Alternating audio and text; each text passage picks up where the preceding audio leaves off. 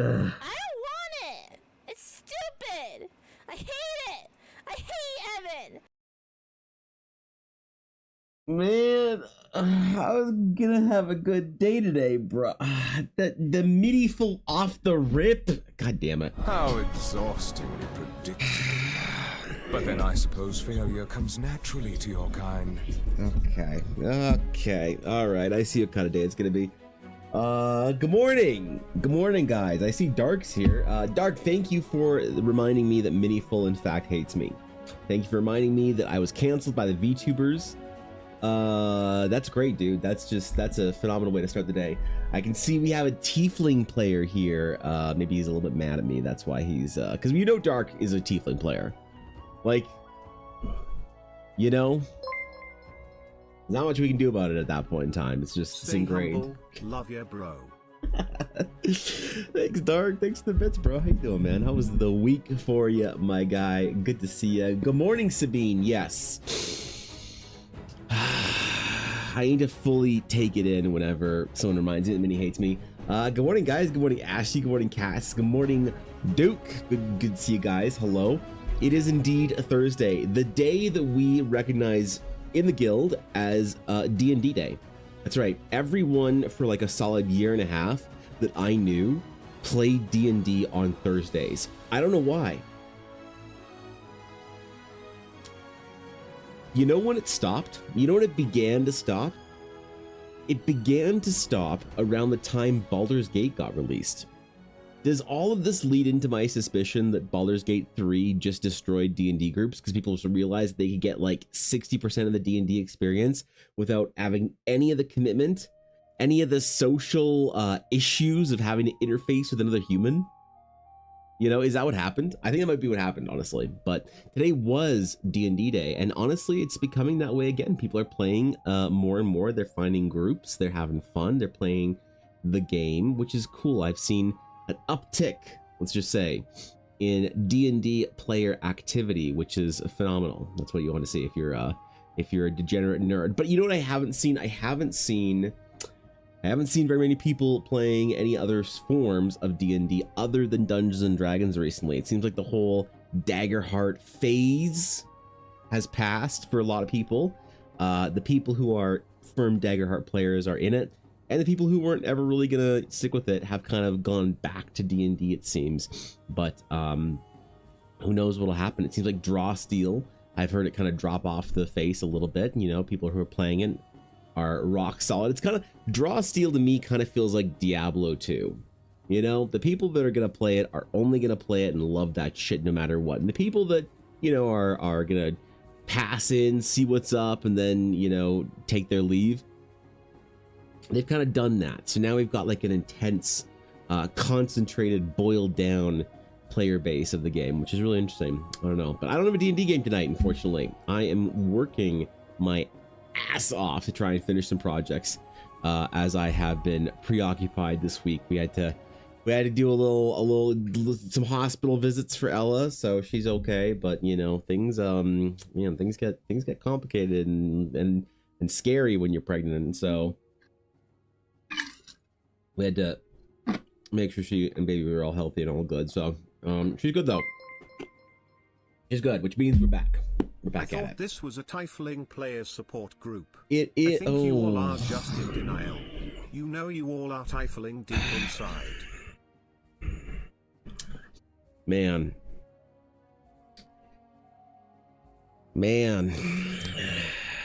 God.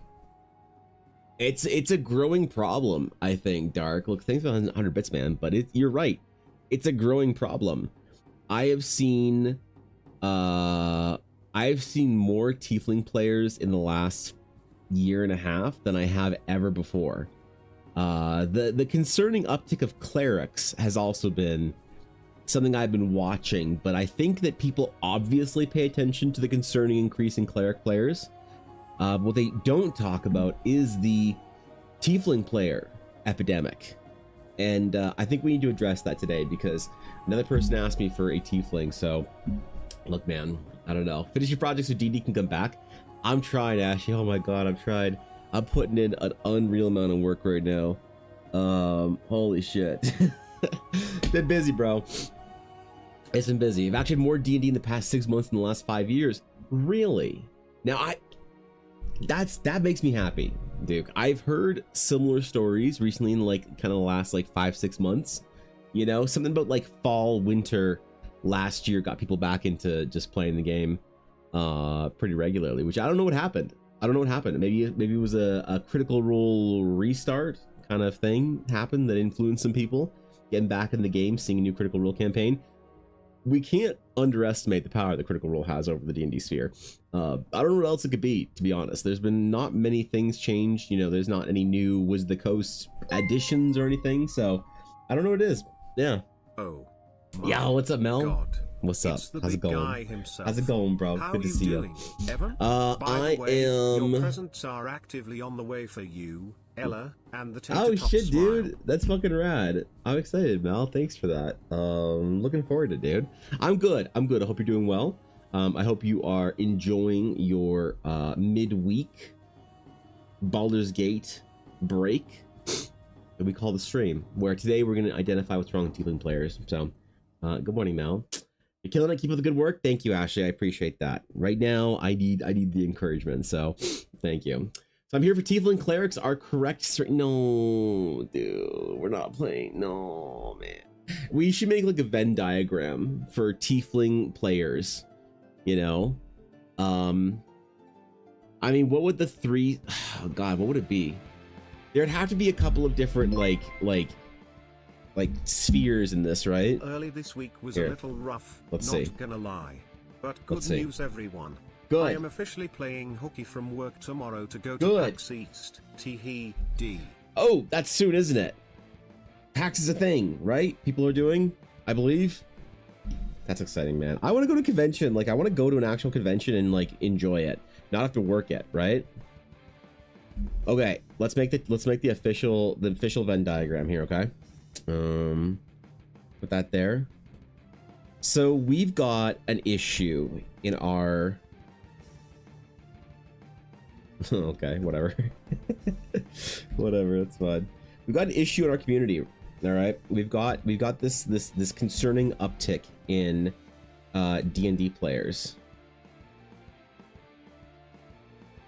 Is that how you Venn diagram?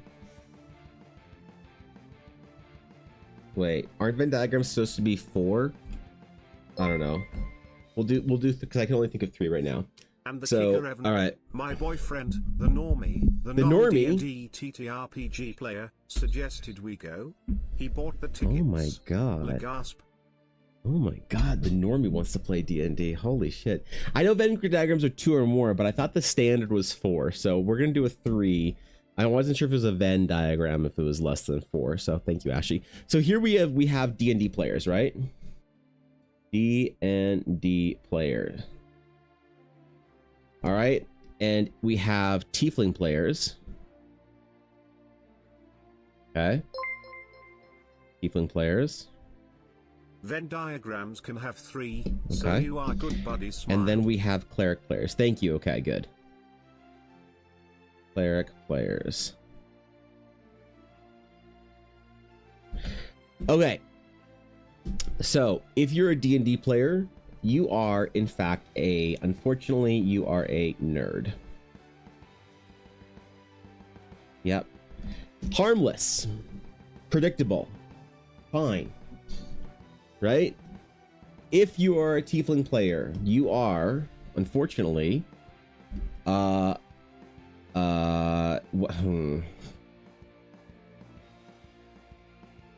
here's the thing.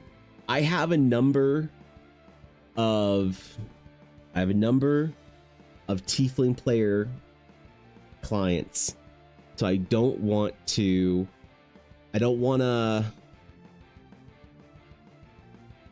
offend them, okay? You guys, I don't give a shit unless you're one of my clients, and then I give a shit. All right, so we'll try and be gentle here with our phrasing. We'll try and be accepting and warm. So Tiefling players, you are mentally unstable. And we all know this is true. Name one tiefling player in one D&D game that you've ever seen that is mentally stable. I'll wait. That's what I thought. I've been at this for a long time. All right. Cleric players. Unfortunately, what do we always say about cleric players? Like, what have I been saying about cleric players for, I don't know, I've been streaming for what, 5 or 6 years at this point in time. 6 years coming up in May, I guess. So for 6 years, I have never deviated from my opinion here. Cleric players. All right. Evan. Yes. Evan. Yes. I'ma let you finish. Okay. But tieflings are the only thing to play. They're the best, even bestest if you are a cleric too. Hashtag Orpole, hashtag Orbathon, give Ella Taco Bell, only if she wants it of course. Go get her TBU monster, do your job. Whew. Whew. Okay. Fair enough. Thanks, Dark. Yep. All right. Listen, every opinion is valid here. We're gonna accept everybody. So we have tiefling players, D&D players, and cleric players.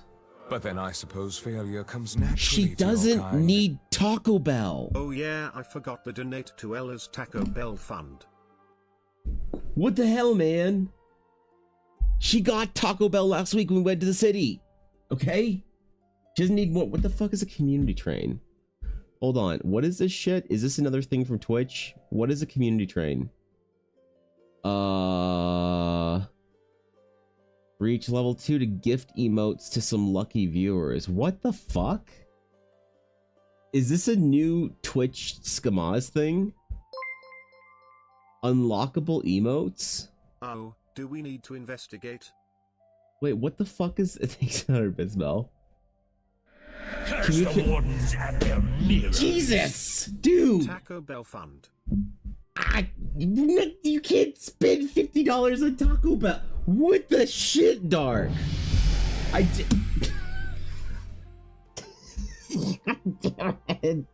Stop proving me right about tiefling players. Oh, fuck. Thank you, Dark. Thank you, Mel. Thanks for that. I appreciate it. Hold on. I'm trying to figure out what this fucking community trade thing is here. This is a new Twitch feature I haven't seen. Hold on. God damn. Jesus, Dark. Fuck. That didn't call me off guard. Evan, this is for science. We need to investigate this new trade. Okay. No, okay. It says, so unlockable emotes. There's emotes unlock at, does this unlock faster? Because it says that there's an unlockable emote at level 25, 50, 100, 106, 111, 123, 126. Like, what? Dude, let me read the thing. You guys, you don't even know what you're doing. You're just hurling subs at a thing that I'm trying to fit. Okay, damn it. Thank you for the subs and the bits. So, wait, did they really honestly try to encourage people to get hype trains to like level 25? Isn't that like honestly like tens of thousands of bits or hundreds of subs? Why is Twitch advertising this on my channel? Do they not know? Again, for Science 7, D Necro, do we need to keep putting in more money for science? No, stop it. The next like level thing is 25. So no, wait. Don't Hold on. you What tell is this me shit? What to do. I know exactly what I am doing. Turn Evan red. Fuck. Hashtag Taco Bell. Jesus. Guys, chill. Okay, you got level 2 there. I don't know what. Apparently, we get to gift emotes to chat. But what it like? So they really expect you to get to. Like, my channel record is 18, and they want you to hit 25. Out, do we need to science today? No, we're not. No. Okay. No memes. No cap. You could hurl thousands of bits and it still wouldn't get, like, you underestimate how high, like, it's not like every level is a step. It gets exponentially harder to hit next levels. Like, consider this. The highest fucking train I've ever got on my channel is 18. And they want you to hit the next roll at rank of 25. It's like, it says like, keep whatever, blah, blah, blah, get your viewers to, who cares, fucking who asked. All right, whatever. New Twitch feature. We're gonna not think about that ever again. That's what we're gonna do. So, hey, thanks for the science. Now we just.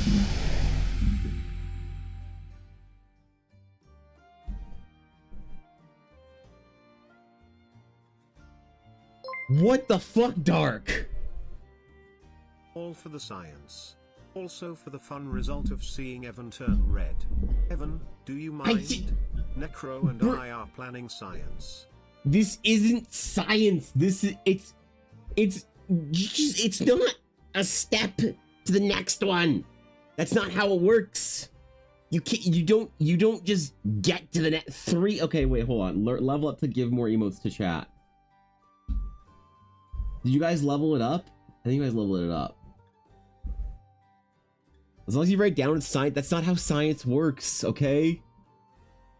Jesus, Dark. Fuck. Okay, I don't think this is gonna work, okay? Thank you for those subs, though. Thank you for bringing people into the guild. Taco Bell and emotes. Didn't see that one coming, did you? Why are you encouraging them, Ella? You do not need that much taco.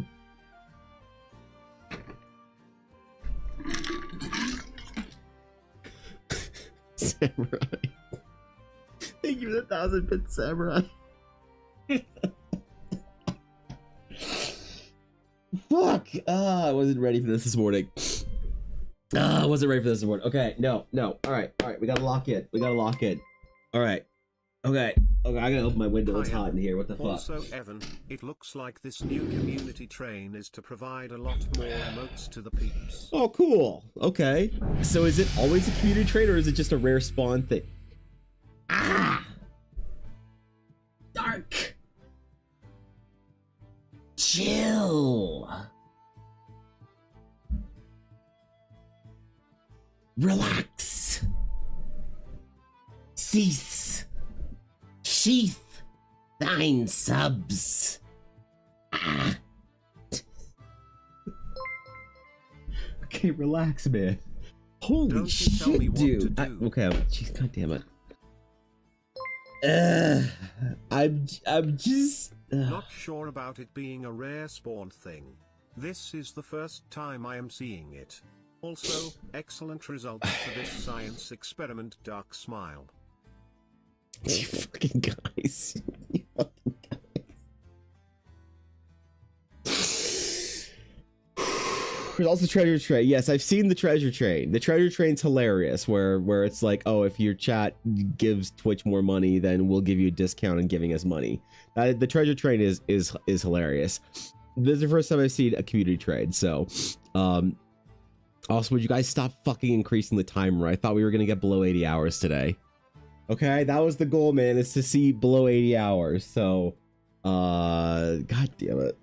I'm never gonna be over with this fucking Orbathon. Okay, man. Alright. Okay, yeah, I guess earn your crumbs now, Dark, whatever crumbs you want, because Ella's gonna do a crumb, like, fulfillment thing. And make a bunch of crumb dice in May, and then probably not again until after baby gets here, and like months and months and months later. So be sending crumbs out in a couple of weeks here. So hey man, look, appreciate it. Thanks for the bits. I will not be distracted. Okay. We need to continue our presentation here, because there's a lot of people here that need help, a lot of D&D players that need they need our support, so we have to figure this out. Okay, so where were we?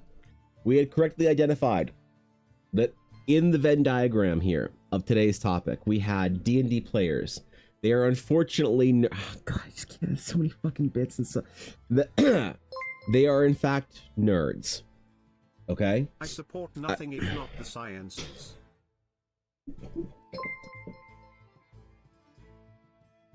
Evan, are you saying we need to make the equivalent of an AA meeting for D&D peeps? Oh, God.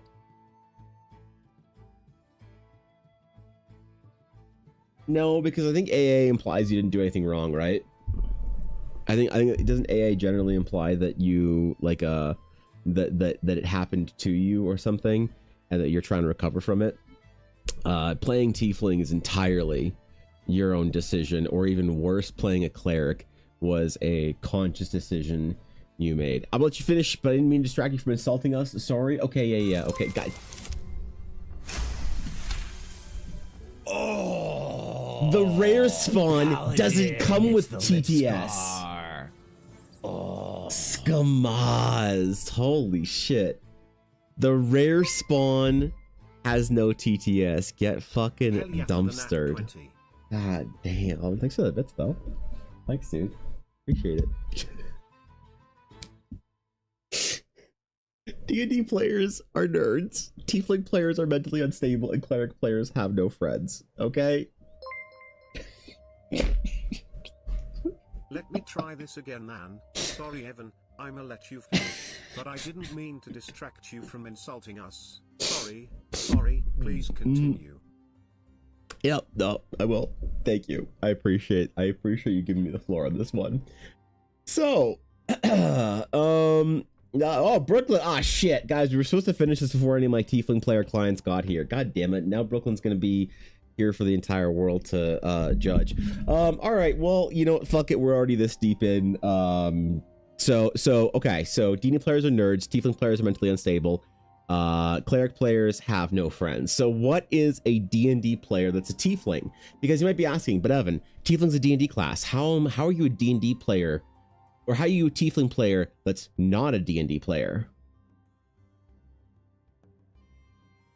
Have you ever read fan fiction?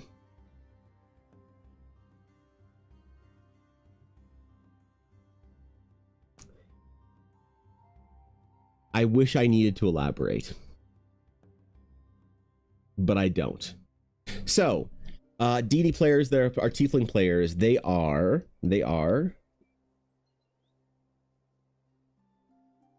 avoiding therapy. That's right. Tiefling players that are D&D players, they are avoiding therapy. Yep. Thank you for the treasure, like, or the fucking community train, whatever hype train bullshit Twitch has. For honestly, unironically, thank you for, that's a ridiculous amount of support that I definitely don't fucking deserve, that I will never deserve, but I will try and endeavor every single day I am on this platform to be worthy of. So thank you, man. Seriously, that means a lot, guys. Thank you for the support. I did. Okay. All right. All right. Okay, so recapping. D&D players are nerds. Tiefling players are mentally unstable. Cleric players have no friends. What do you get when you cross a D&D player and a Tiefling player? You have someone who is avoiding therapy. That's right, they are avoiding therapy. They are mentally unstable, nerd, playing D&D because it allows them to avoid therapy. So they can just, you know, do their thing, whatever. They don't have to worry about anything like that. What do you get when you have someone who's mentally unstable who's a cleric player? That's right, a tiefling. This is maybe one of the worst things. This is your tiefling cleric, right? Ooh. A tiefling cleric player. So this is somebody who is mentally unstable and has no friends. All right, they have no friends to the degree that they decide to play cleric. And unfortunately, they also are mentally unstable enough to play a tiefling. That's a tough place to be in, right? That's a person that deserves a lot of sympathy, a lot of love, a lot of support. You know, what we hope for them is that they can find, you know, peace and happiness, and one day they too can play a paladin. Yeah, one day they can. Oh,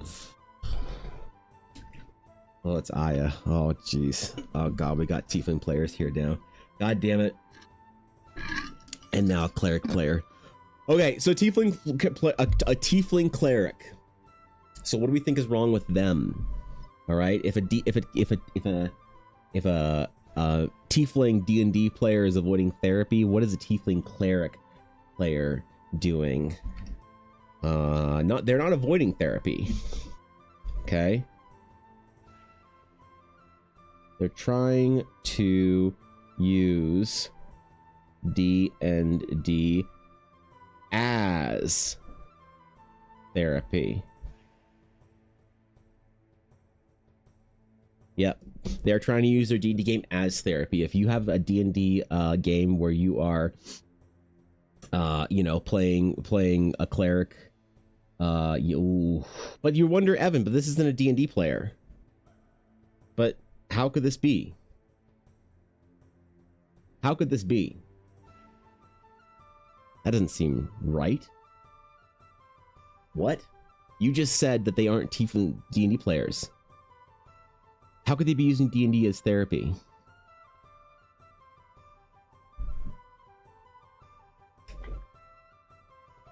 I almost got this one past you, didn't I? Didn't I? You almost just accepted it. You're absolutely correct. They are not trying to use D&D as therapy. They tried to use D&D as therapy. And then their D&D game died to time conflicts.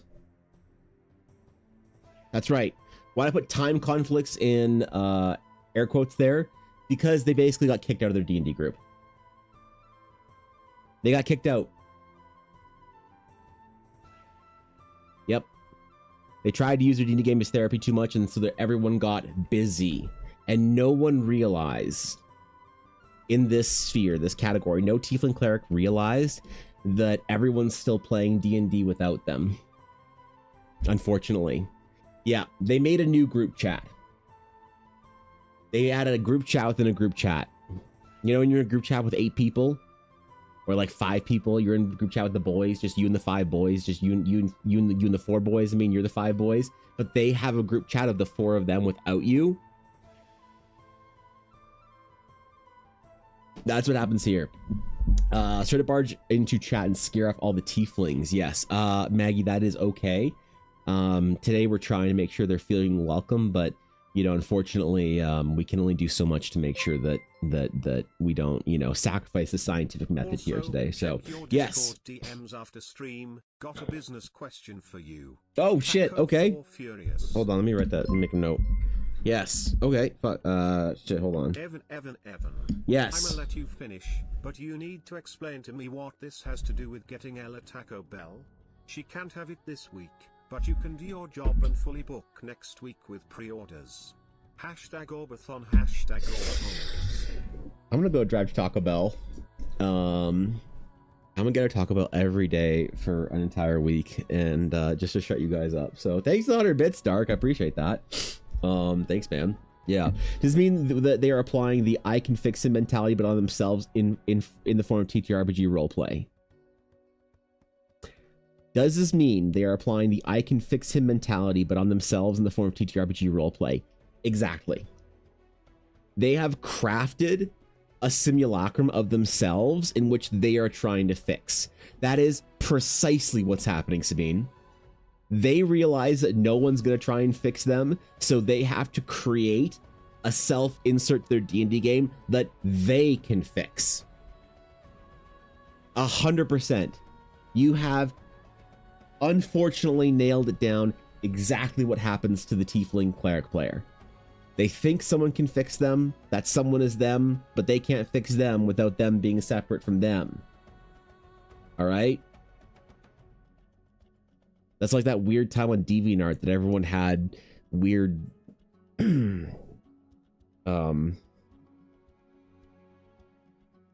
fanfic self-insert on self-insert art. That was a weird weekend in 2013. Anyway, so this is a failed D&D tiefling therapy session. That is how you have a D&D cleric player that is not in the D&D sphere. So if you have a D&D player that is a cleric player, what do you get? Because unfortunately, you have someone who is a nerd. Okay, simple. Nerds are fine, right? If they're a tiefling, they're avoiding therapy. But if you have a nerd that is a cleric player, this is not the worst. All right. Nerd cleric players are unfortunate, but we love them. We accept them.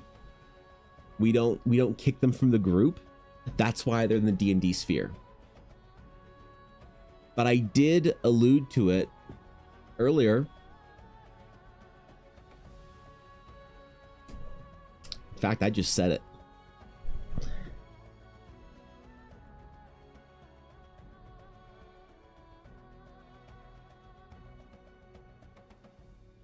The group has a second group chat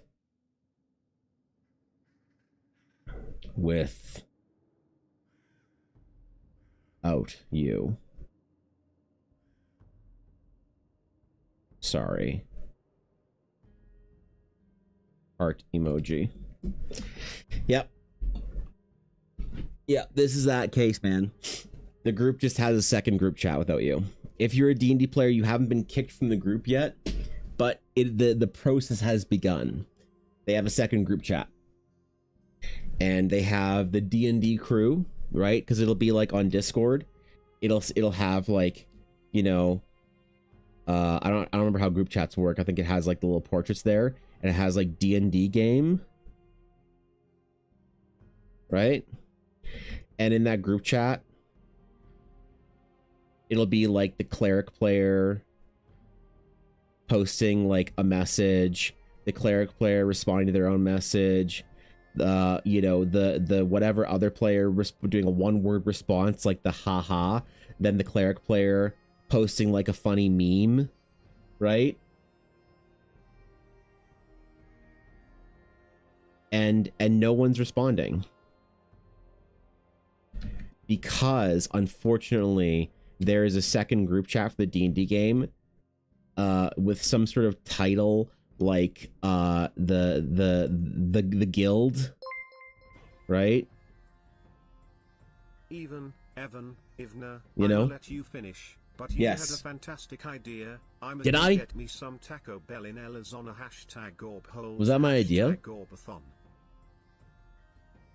Wait, so you can contribute to Ella's Taco Bell fund and then you have to go get Taco Bell as well? Holy shit. Alright, Dark. Thanks for 100 bits.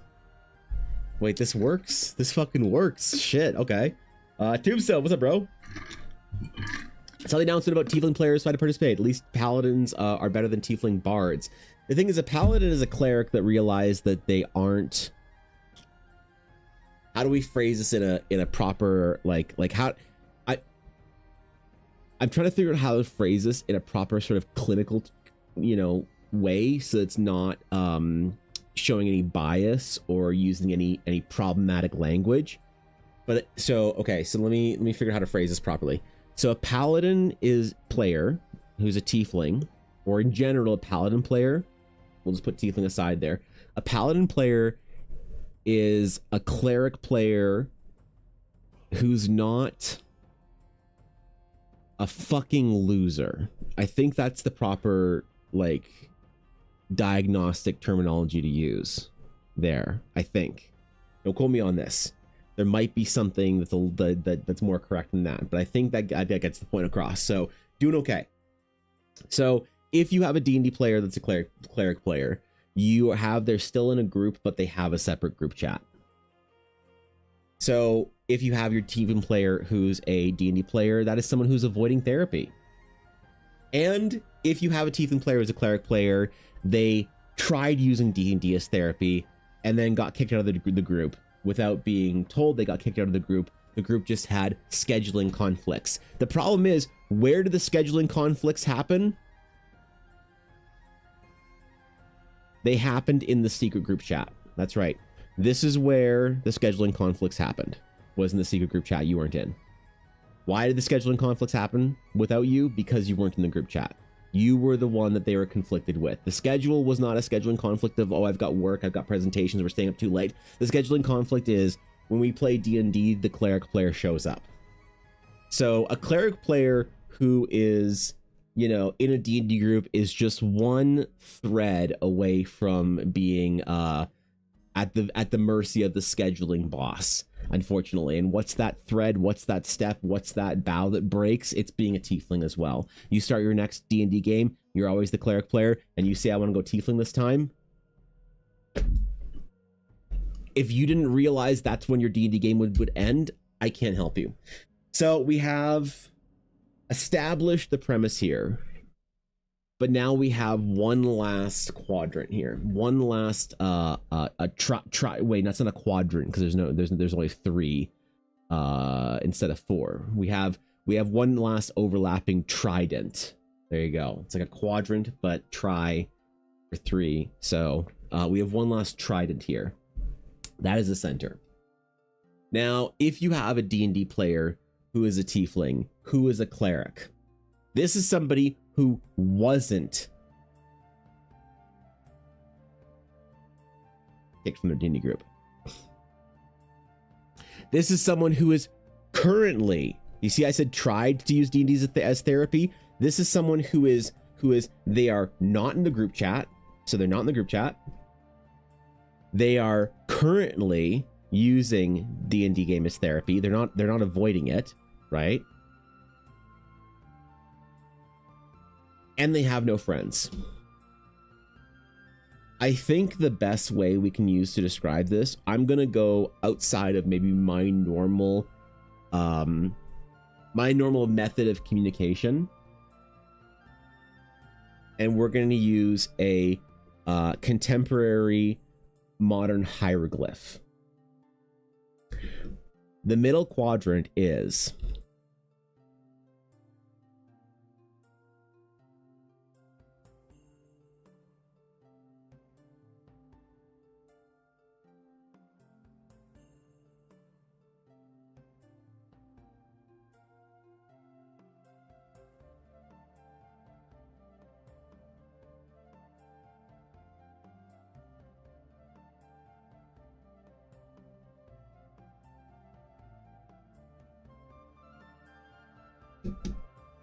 it is the skull emoji as used by itself and sent from a zoomer.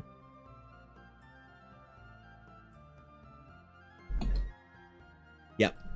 That is the single most devastating modern hieroglyph we have. Because, you see, a skull emoji can be used with other things in conjunction with the rest of a text message and not mean much. The skull emoji on its own, sent by somebody in their 40s, could mean like a quirky pirate flag style send off. But when somebody who is in their 20s right now, because unfortunately the last millennial has turned 30, somebody who is, I think, what's Gen Z, like 20-ish to 29, when somebody who is in that age range, which let's not forget is somebody who still hasn't had their entire, you know, worldview formed. This is a Pepega, all right? This is not somebody who's running nations. This is somebody who's choosing current culture, all right? When a modern day Zoomer uses the skull emoji on its own, that suggests a level of indescribable problematic issues. If you're thinking to right now, Evan, I don't understand. this, I get it that this means more when it's used on its own. It means more when it comes from somebody who's in their Generation Z age time period. But I'm not. I don't know what this means. I'm a millennial. I'm a Gen X. I'm a boomer. I'm, you know, halfway to my fucking coffin by being 36.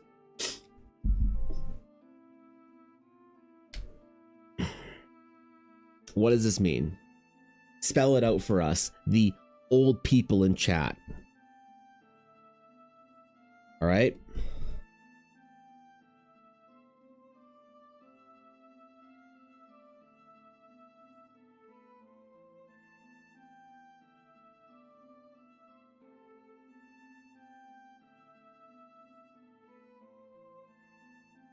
If you are somebody who is older, too old to understand what the significance of this singular skull emoji is, as sent by a Zoomer, they are a twit longer waiting to happen. That is a tiefling cleric D&D player. A tiefling cleric who is still currently playing their D&D game. They are a twit longer waiting to fucking happen. So that's what's wrong with them. And that's the thing, man. We have to love them. We have to love our tiefling players. We have to love our millennials. Or I just read. We have to love our clerics. We don't have to love our millennials. It's fine. We have to love our clerics. We have to love our tiefling players. But unfortunately, they need our help. So if you or if someone you know experiences any of these symptoms, either a D&D player, a tiefling player, or a cleric player, just help them out. You know, be kind, be a good person to them. They're clearly not doing well. If they're a D&D player that's a cleric player, they're really not doing well. They could really use a friend. Like, you know, clearly don't have any, and otherwise they wouldn't be playing a cleric. And if they're a D&D player that is a tiefling, just, you know, encourage them to stop skipping their therapy appointments, you know, because you will know they're going to therapy and properly taking care of their issues, because the next game you play, or the next time you decide to play Baldur's Gate, you will see that player, someone you never thought could be a person that was well adjusted, you will see them select something other than tiefling. Yep, you will. And like, don't forget, on the mental health hierarchy of D&D races to play in D&D, tiefling's not at the bottom. Tiefling's not at the bottom. We still have gnome and halfling players, okay? So that's an entire another fucking, you know, ring of hell that we haven't even dived into. Unless you are over the age of, I'm going to say 47. If you're over the age of 47, then playing a halfling is like kind of cute and quirky. If you're under the age of 47, obviously it's a lower ring of hell.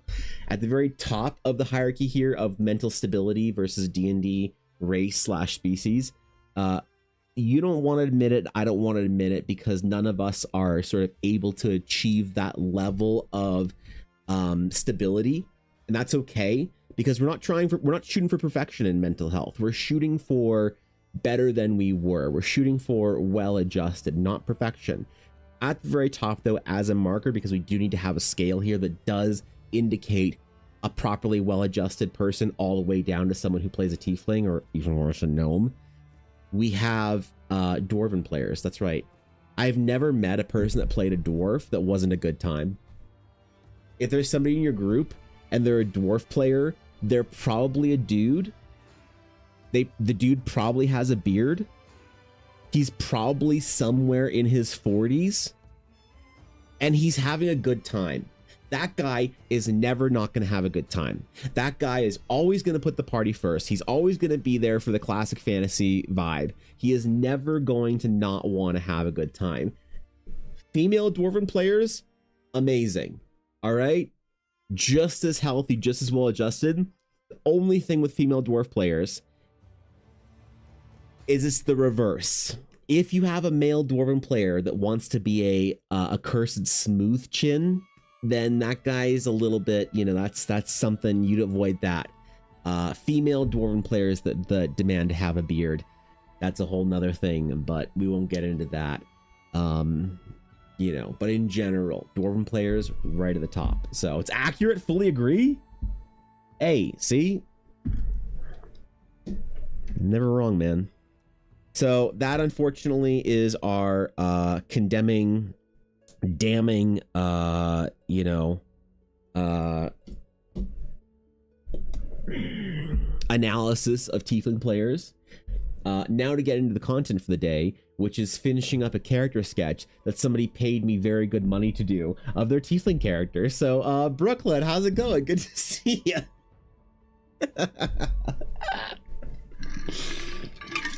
Look, man, we didn't even talk about bards. All right, because like, unfortunately, bard players, wow.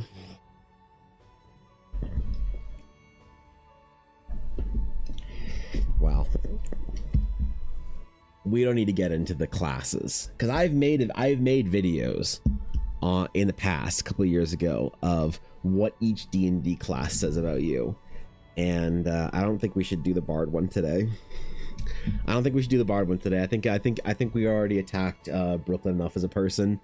You know that right.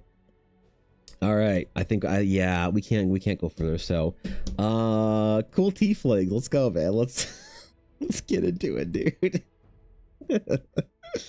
Let's do the thing today. It'll be sick. We gotta carry a cool ass bard to draw, man. How do I graduate from being a tiefling character when I'm currently playing one?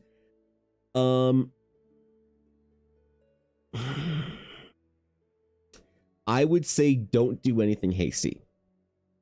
I would say don't force yourself into another character. Don't end the campaign. Don't kill your character off. Whatever. I would say give yourself time. Be kind to yourself. You know, go back to therapy. And when you officially stop hating yourself, you will feel like the tiefling is not your character anymore. Yeah, when you stop having a cocoon of self-hatred, it'll feel weird to be a tiefling. You'll be like, why do I need that? I don't need that. I don't need that armor against something that doesn't exist anymore. That's unfortunately what happens with tiefling players. So, yeah. Yeah, or you get worse and you play a fucking gnome. Holy shit, could you imagine? Oh my god. I know, right? Like, look, at least it isn't that bad. Say your opinion on bards? I can't say my opinion on bards. Because Brooklyn, none of this today is an opinion. This is all accepted fact within the D&D community. Within D&T armchair psychology, this is an accepted fact. I am a very responsible and litigious D&D psychologist. All right, so I don't want to say anything as an opinion here. Bard players,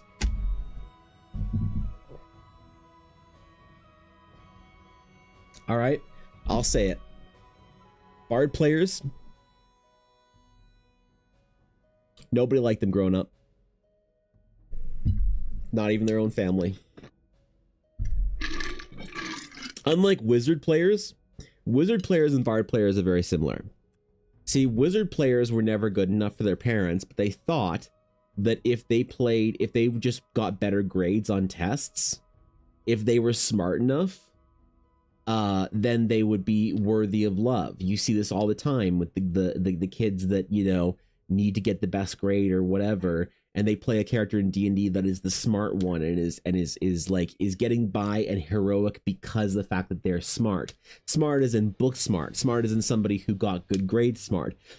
A wizard player is somebody whose parents didn't like them, but that was just for the reason of the fact that they could never be good enough academically. Bard players, it didn't matter. Academics weren't important to their parents. Their parents still just didn't like them. So, you know, that's why, like, a bard player and at least a wizard player, like, they're both tragic reasons to play a class. But, you know, bard players are like another level of of like a cry for help. Like, unfortunately, and no one really wants to talk about this, and I'm a little hesitant to bring it up, considering that this is, you know, my illustrious client is present in this group, this little group therapy session of D&D Players Anonymous. I will say that right above clerics is unfortunately the bard. It's unfortunately the bard. Yeah. So I don't know. I don't know what to do. I don't know what to tell you. I don't know how to help you. So, yep.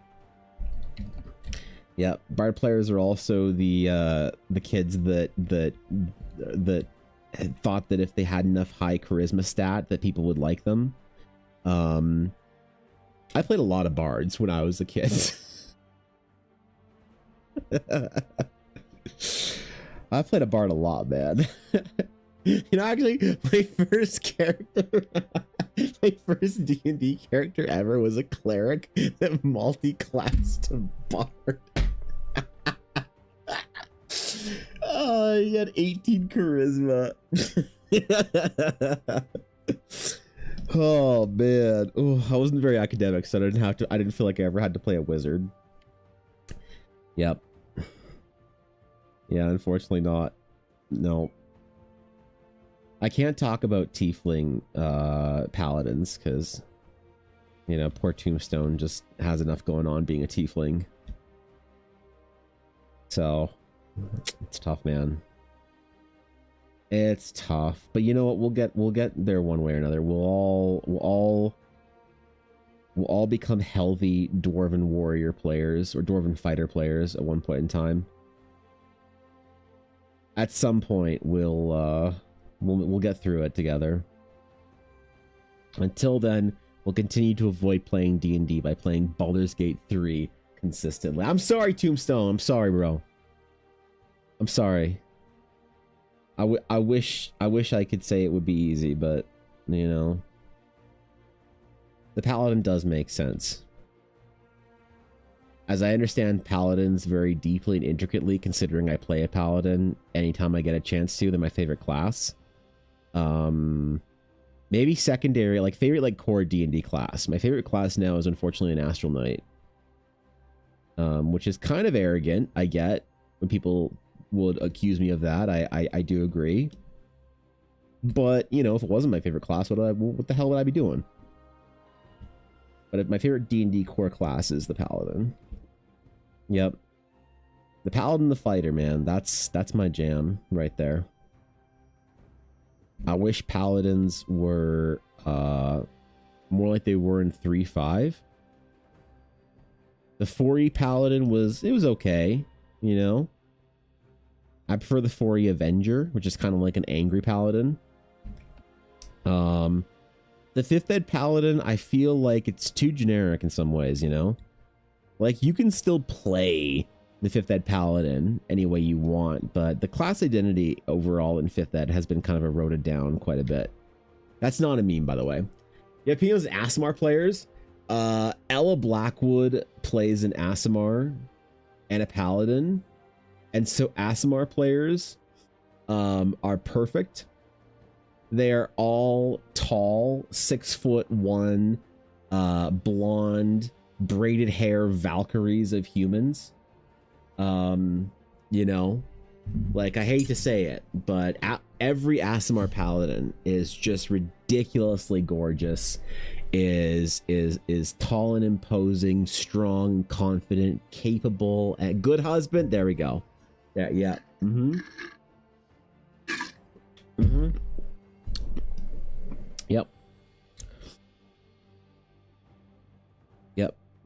See? Got you. I got you. Actually, so the you want a little background lore. I got a little, you see that notepad right there? See that stained, well, it's not stained, but looks stained. That gross yellow paper. I've been doing some writing, some lore building on that, because I find that I've been enjoying writing by hand recently, and then I can summarize my notes into world building for things. But I've been doing some world building. That notepad right there, man, if I sell the Realms of Eldara to Disney, like George Lucas did for $7 billion in 45 years, that notepad will go into the Lucas Museum of Narrative Art as one of the single most important things in all the Realms of Eldara. There is some deep lore. There is some myth in there. There are questions that I will not answer on stream that I'm writing down that notepad. But one of the things that I also wrote down was the origin of the what they're loosely referred to as the Eldari Chosen, but they're basically the Aasimar of Eldara, because Ella wanted to play an Aasimar. She liked the vibe of it when we first started playing D&D, but of course that's not something that I can put in Eldara, because an Aasimar is more or less a D&D thing. So I had to have something similar that had the same vibes, that had the same sort of fantastical reasons behind why a player would want to play an Aasimar, but that fit with the lore of the Realms of Eldara, that had the rules of the divine for Eldara. And I started writing about it, actually, like, you know, getting something down there that I could reference later. And I have a pretty cool story for it. I think I've used Ella's playing of Aasimar Paladins for a long time to inform some of the lore of the Realms of Eldara. Which, if you guys didn't know, any of the art that I did for Ella, like her paladins, she has played 2 Aasimar Paladins.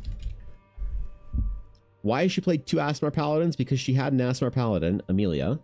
There we go. And why? So okay, so this is her character, right? Why would she have created Ella Blackwood then? Why does she have a second Aasimar Paladin that she has? Why not just play Amelia Hearthwood? Unfortunately, the first time that we played D&D in Eldara, when she was playing Amelia, this character, it was a rather short-lived game because the group sucked, and we were playing with some old friends of mine, and that was cool, but things just didn't go well. There was a falling out. Things happened. People started dating people that didn't like the D&D group, and then that got a whole thing, so we ended that D&D campaign. I know. And they're not even together anymore, which is just hilarious. But anyway, so we had to end that game. So when we created a new D&D game, Ella created a new character. That's why she has 2 Aasimar Paladins. And she basically just wanted to do the same thing. She wanted to be her Aasimar Paladin from Southwood, but she decided to create a new one. That's why she has 2. So, you know, I have to have lore for the Aasimar. They are tentatively referred to as chosen of the Eldari. And the basic kind of lore, if you want to play an Aasimar in Eldara, is that every mortal race carries this very latent, just like very, very trace amount of Eldari kind of divinity in them, right? Every single person carries this like potentiality in them that can kind of erupt out when they are born. A very small chance for them to carry some level of divinity that you know, was sort of like placed in them when the mortal races were crafted, let's just say, or first birthed into the world, and were used as the builders and as the first ones. So certain races have, like, the older your D&D race in Eldar is, the more likely it is to have a member that is sort of like chosen or touched or whatever by the Eldari, just a divinity to them, a natural tendency towards the light and the astral. And so to me, it's like the idea is for it to feel very similar to why, because like I don't need to reinvent the wheel when it comes to things people like in D&D. Paladins are cool, fighters are cool, wizards are cool, you know, but I need to take the important ones that I'm like, that's a great idea, let's keep that in Eldara. People like that fantasy. I need to rebrand it, right? I need to make it fit into the world at least a little bit, and then do some weird shit on top of it, like the Astral Knight. So I have nothing but full confidence in Aasimar Paladins. And honestly, they're one of my favorite things to draw too. I've really enjoyed doing the Paladin pieces that I've done in the last couple of years. I love D&D players that love the Paladin sort of like aesthetic, you know, and just want that, because I feel like I can do that well. Hulking armor, gothic insignia and scripture, Like I need like a Warhammer 40k Space Marine player to ask me to make their first D&D character for them. Oh yeah, man, they need to have seals and shit on them. They need to have like Latin quotes written onto their weapon and shit. Or like Aldarian quotes. That's the good shit right there. That's the stuff that makes you want to play a paladin.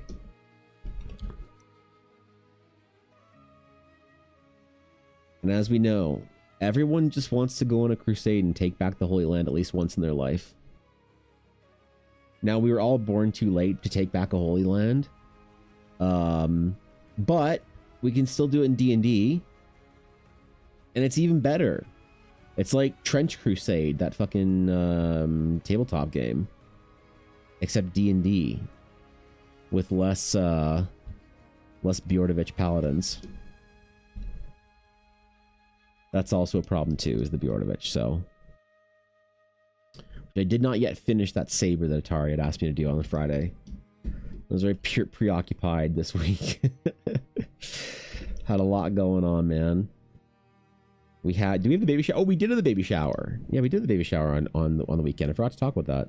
So we had that, and then Ella wasn't feeling good, so we had to go to the hospital for a little bit, for a couple days. So she's good, but it's amazing that I can like go 5 days without really getting much work done, and still feel like I'm exhausted from, you know, whatever.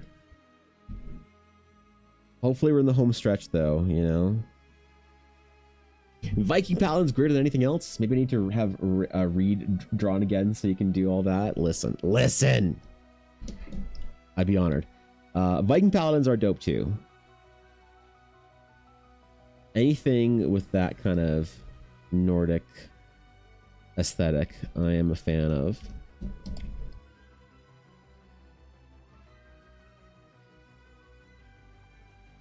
It's kind of my vibe. Besides paladins, I think. But I've been thinking a lot about like cultures and stuff like that in Eldar and how to translate it well. And I think I need to do more for Novalia. I need to really give them like an identity that feels like very kind of, I don't know, unique to them or whatever. And that's a really big challenge. Creating something like in fantasy that feels unique and new. You know, like cynical artists, or I guess not just artists. I feel like cynical opinions are somewhere in the realm of like, there is no original art. You can't make anything new. Nothing will feel whatever. Just make fan art your entire life. And I don't know, man. I think that's a little short-sighted. I think you can make original stuff that feels really cool. It's just very, very difficult to create something new that still feels like well crafted. And my argument for that is always Final Fantasy X. Final Fantasy X was like a really interesting sort of like original concept visually. There's got to be ways of doing it. Not everything has to, like I said earlier, reinvent the wheel. So you slept in too long? Ah, Greg, no. How could you sleep in, bro? On a day off? No, did less. Come on, man. What are you doing? I'm proud of you. Greg, you missed the entire D&D therapy session I did today, where I talked about what's wrong with tiefling and cleric players and how to fix them. And I hope desperately you don't have any tiefling or cleric players at your table. I hope everyone's doing okay. You know, I hope everyone's healthy enough to not need to play a tiefling or a cleric. So we got the whole Latin Gothic Paladin thing with a lunar flare. Yeah, the day-night thing's pretty cool too. I kind of like it. I dig it. It's a good vibe. It's a good character too. So Illyria's a cleric.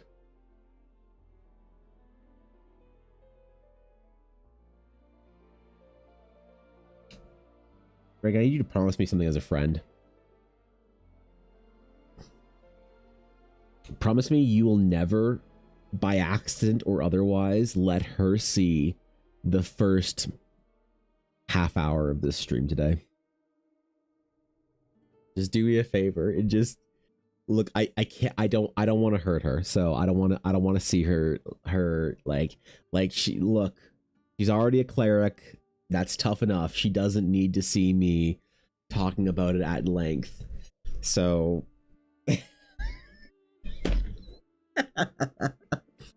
oh shit. Oh no. Oh god. Oh, what if she finds out, guys? How do we help her? Oh man. Oh, that's tough. She deserves better in life, man. She deserves to play a paladin one day. One day we'll get her more confident. We'll get her, you know, feeling better. We'll get her in the primary group chat of the D&D group. You know, and she won't feel like she needs to play a cleric anymore. So, oh, excuse me. All right. So, speaking of tieflings, Addie. She got them boots on, bro. Holy, look at that. Wow, that's crazy, isn't it? Ribbons and everything. Man, this girl is just, she's got way too much going on.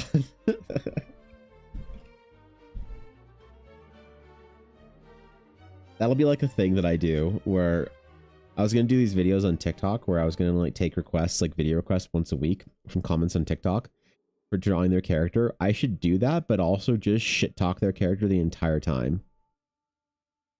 Just shit talk their character without mercy, without remorse while I'm drawing it for them. And then post it. But I don't want to get known for being a mean artist. There's enough mean artists on the internet already. Just think what Steve's sketches. Oh, kidding, Steve. Oh god. Oh no.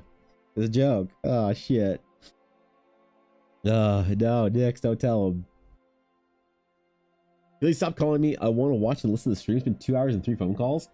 Try instead.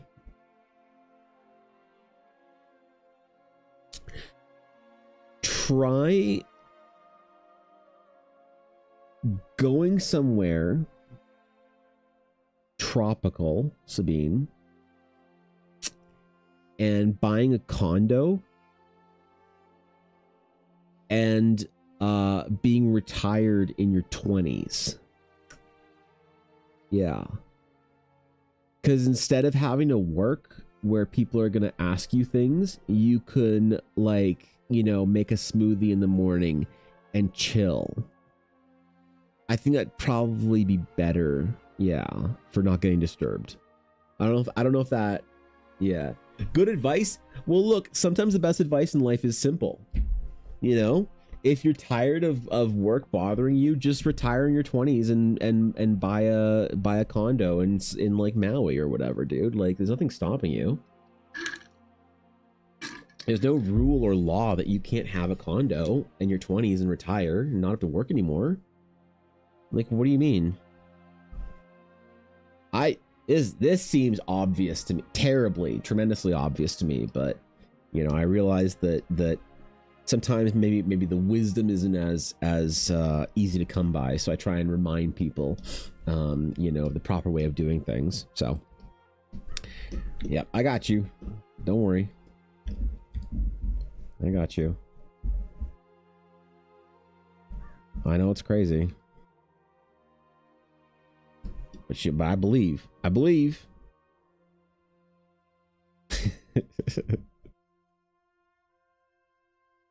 had a friend retire actually recently. Yeah. He was a software engineer. And he's like, man, I work so hard so that one day I can retire. And I'm like, yeah, cool. And he's like, do you know what I want to do when I retire? I'm like, what? He's like, I want to play League of Legends and watch anime. It's like, damn, you're going to do that as a 65-year-old? He's like, no.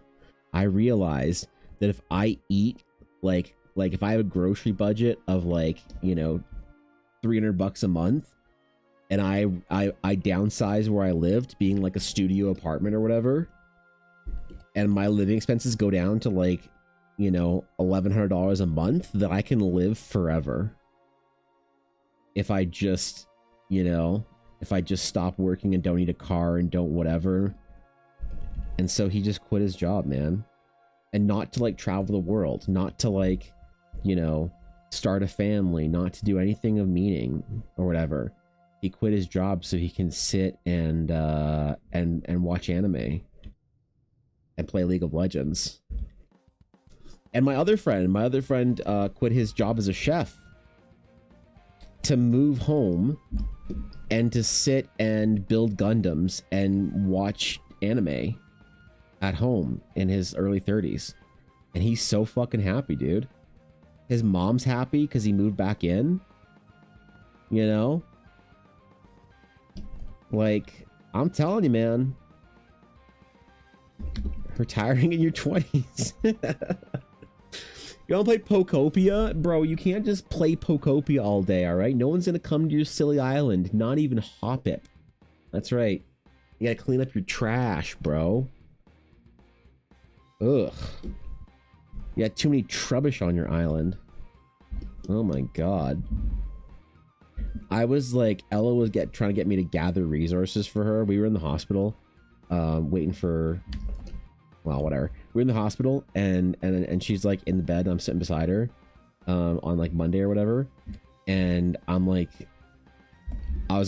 gathering resources for her and shit. And then she wanted to take a nap, so I didn't really play for long. But I thought it was kind of funny, where like the nurse popped in to like check on her at some point in time, and I'm sitting there on the Switch thinking like, oh god, she thinks that I'm playing the Switch while my wife is in the hospital. Oh, she must think I'm a piece of shit. Oh my god. Little did she know that I'm collecting resources for and cleaning up the roads for Ella. So after the busy season, I'm taking PTO, buying an overpriced sugary coffee drinks, and playing as a Ditto for 8 hours straight. I can't wait for you. I can't wait. Do you have the cottage core? If you don't have the Eevee cottage core shit as well, Sabine. It's a line by Hori. If you don't have an entire like selection of Eevee cottage core accessories while you're playing Ditto, or as Ditto making friends, you need the cottage core. It's legitimately called Eevee cottage core from Hori. You need the controller, and you need the Switch case. All right, and then you need like some like a fake plant or whatever, so you don't have to worry about you know, not killing it. And then you can just fully melt into a Ditto and have a weird concerning smile for like 4 days without even getting out of your couch. Oh yeah, dude. It'll be good for you. Well, listen, tax season is almost over, and just think of how much free time you'll have when it is. Yep. It'll certainly be the end of you having to work long hours for an entire year, I'm sure.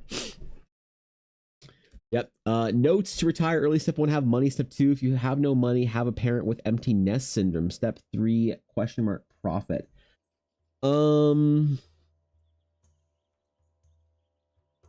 Yeah.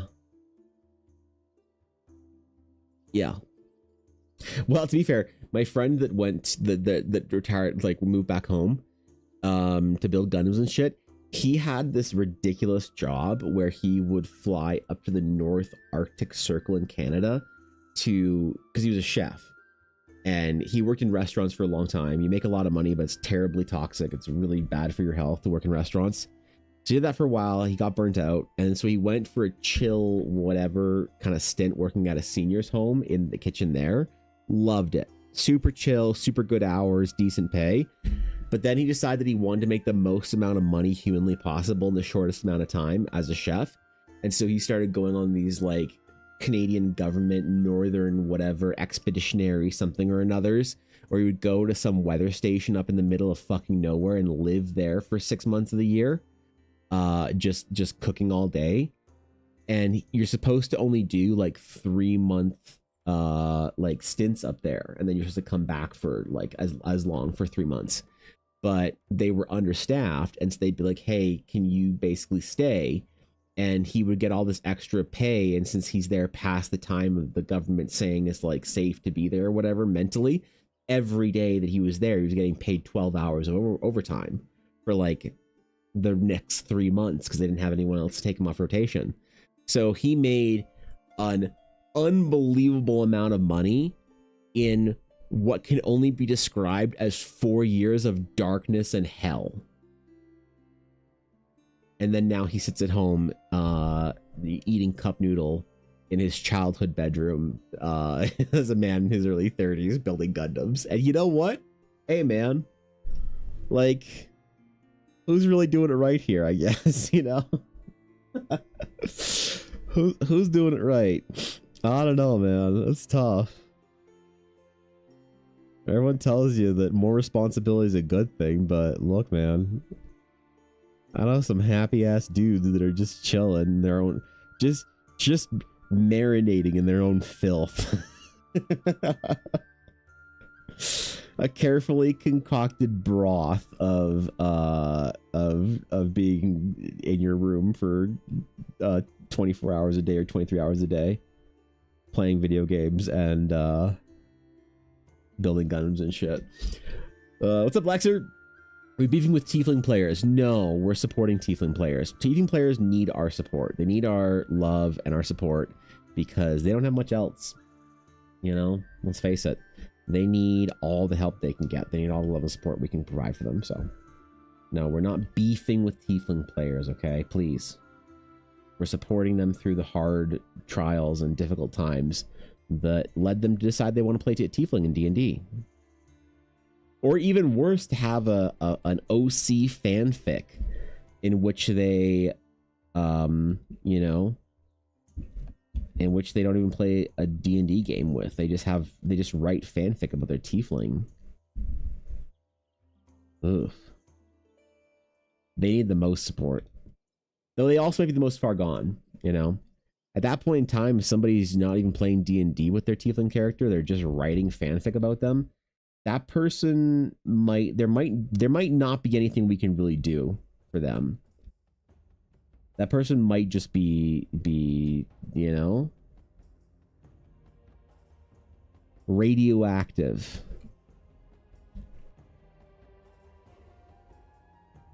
And not in the cool way either. So,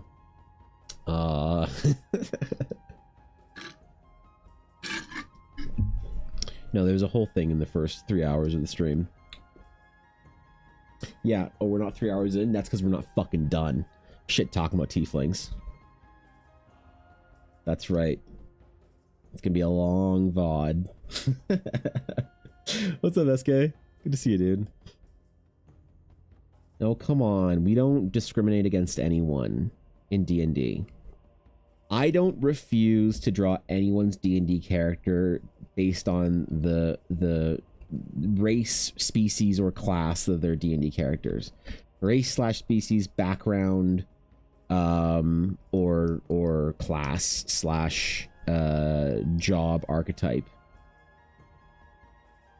I would never ever turn somebody down, turn a commission down just because they play, you know, something different. No, but what? Then I suppose failure comes naturally to your kind. What do you mean, Lexer? Team Paladins for life. Are you just saying that? Are you suggesting that a tiefling that a cleric in general is just a paladin? Wait, that doesn't have friends? Look, I don't want to suggest it, even though I've said it multiple times. This came from you, okay? And this is why we support our cleric players, because every cleric player we believe can one day be a paladin. Okay, you like if you have a cleric, a friend that plays a cleric, the only thing you can do is to believe in them and let them know that they are not so far gone that one day you believe that they can play a paladin. They might not believe it. They might not think that they will ever get out of whatever state that has made them so much of a loser to play a cleric. They might not think they can ever climb out of that. But you have to believe in them one day that they won't need to play a cleric, that they'll actually be able to play a paladin. Okay? It's very important that you believe in your cleric players as well. So, Is that type of paper hard to draw on IRL? Wait, what do you mean? What type of paper? What kind of paper are we talking about here? Because there's a lot of different papers, bro. I don't know what kind of paper I said that prompted that, but... what about writing an actual book adaptation of a campaign that ended early? Is that different?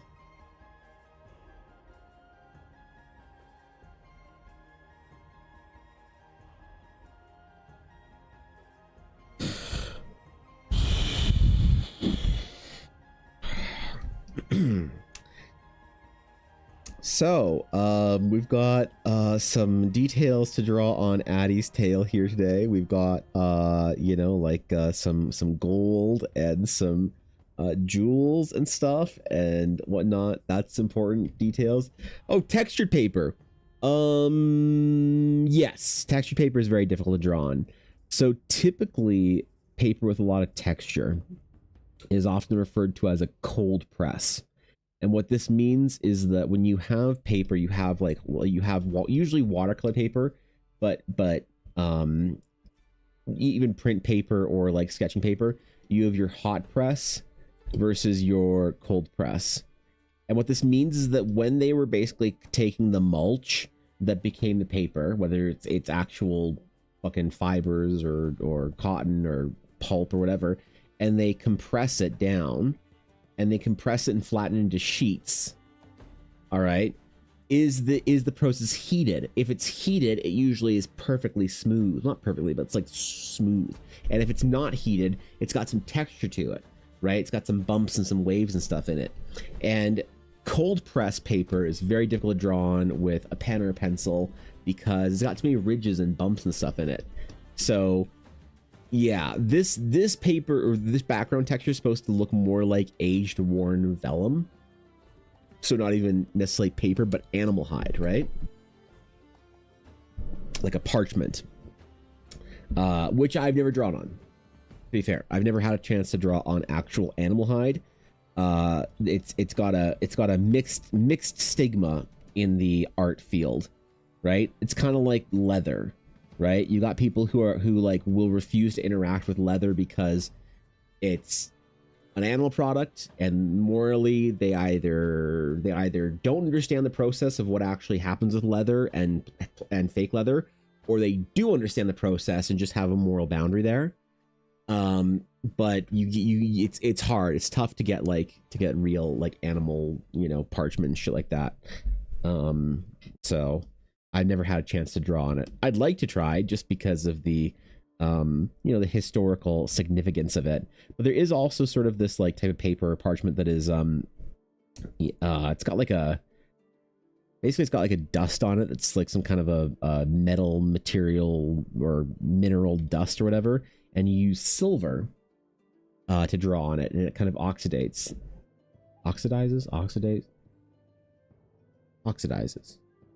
What does oxidate mean? Anyway. And that's why it gets this like color.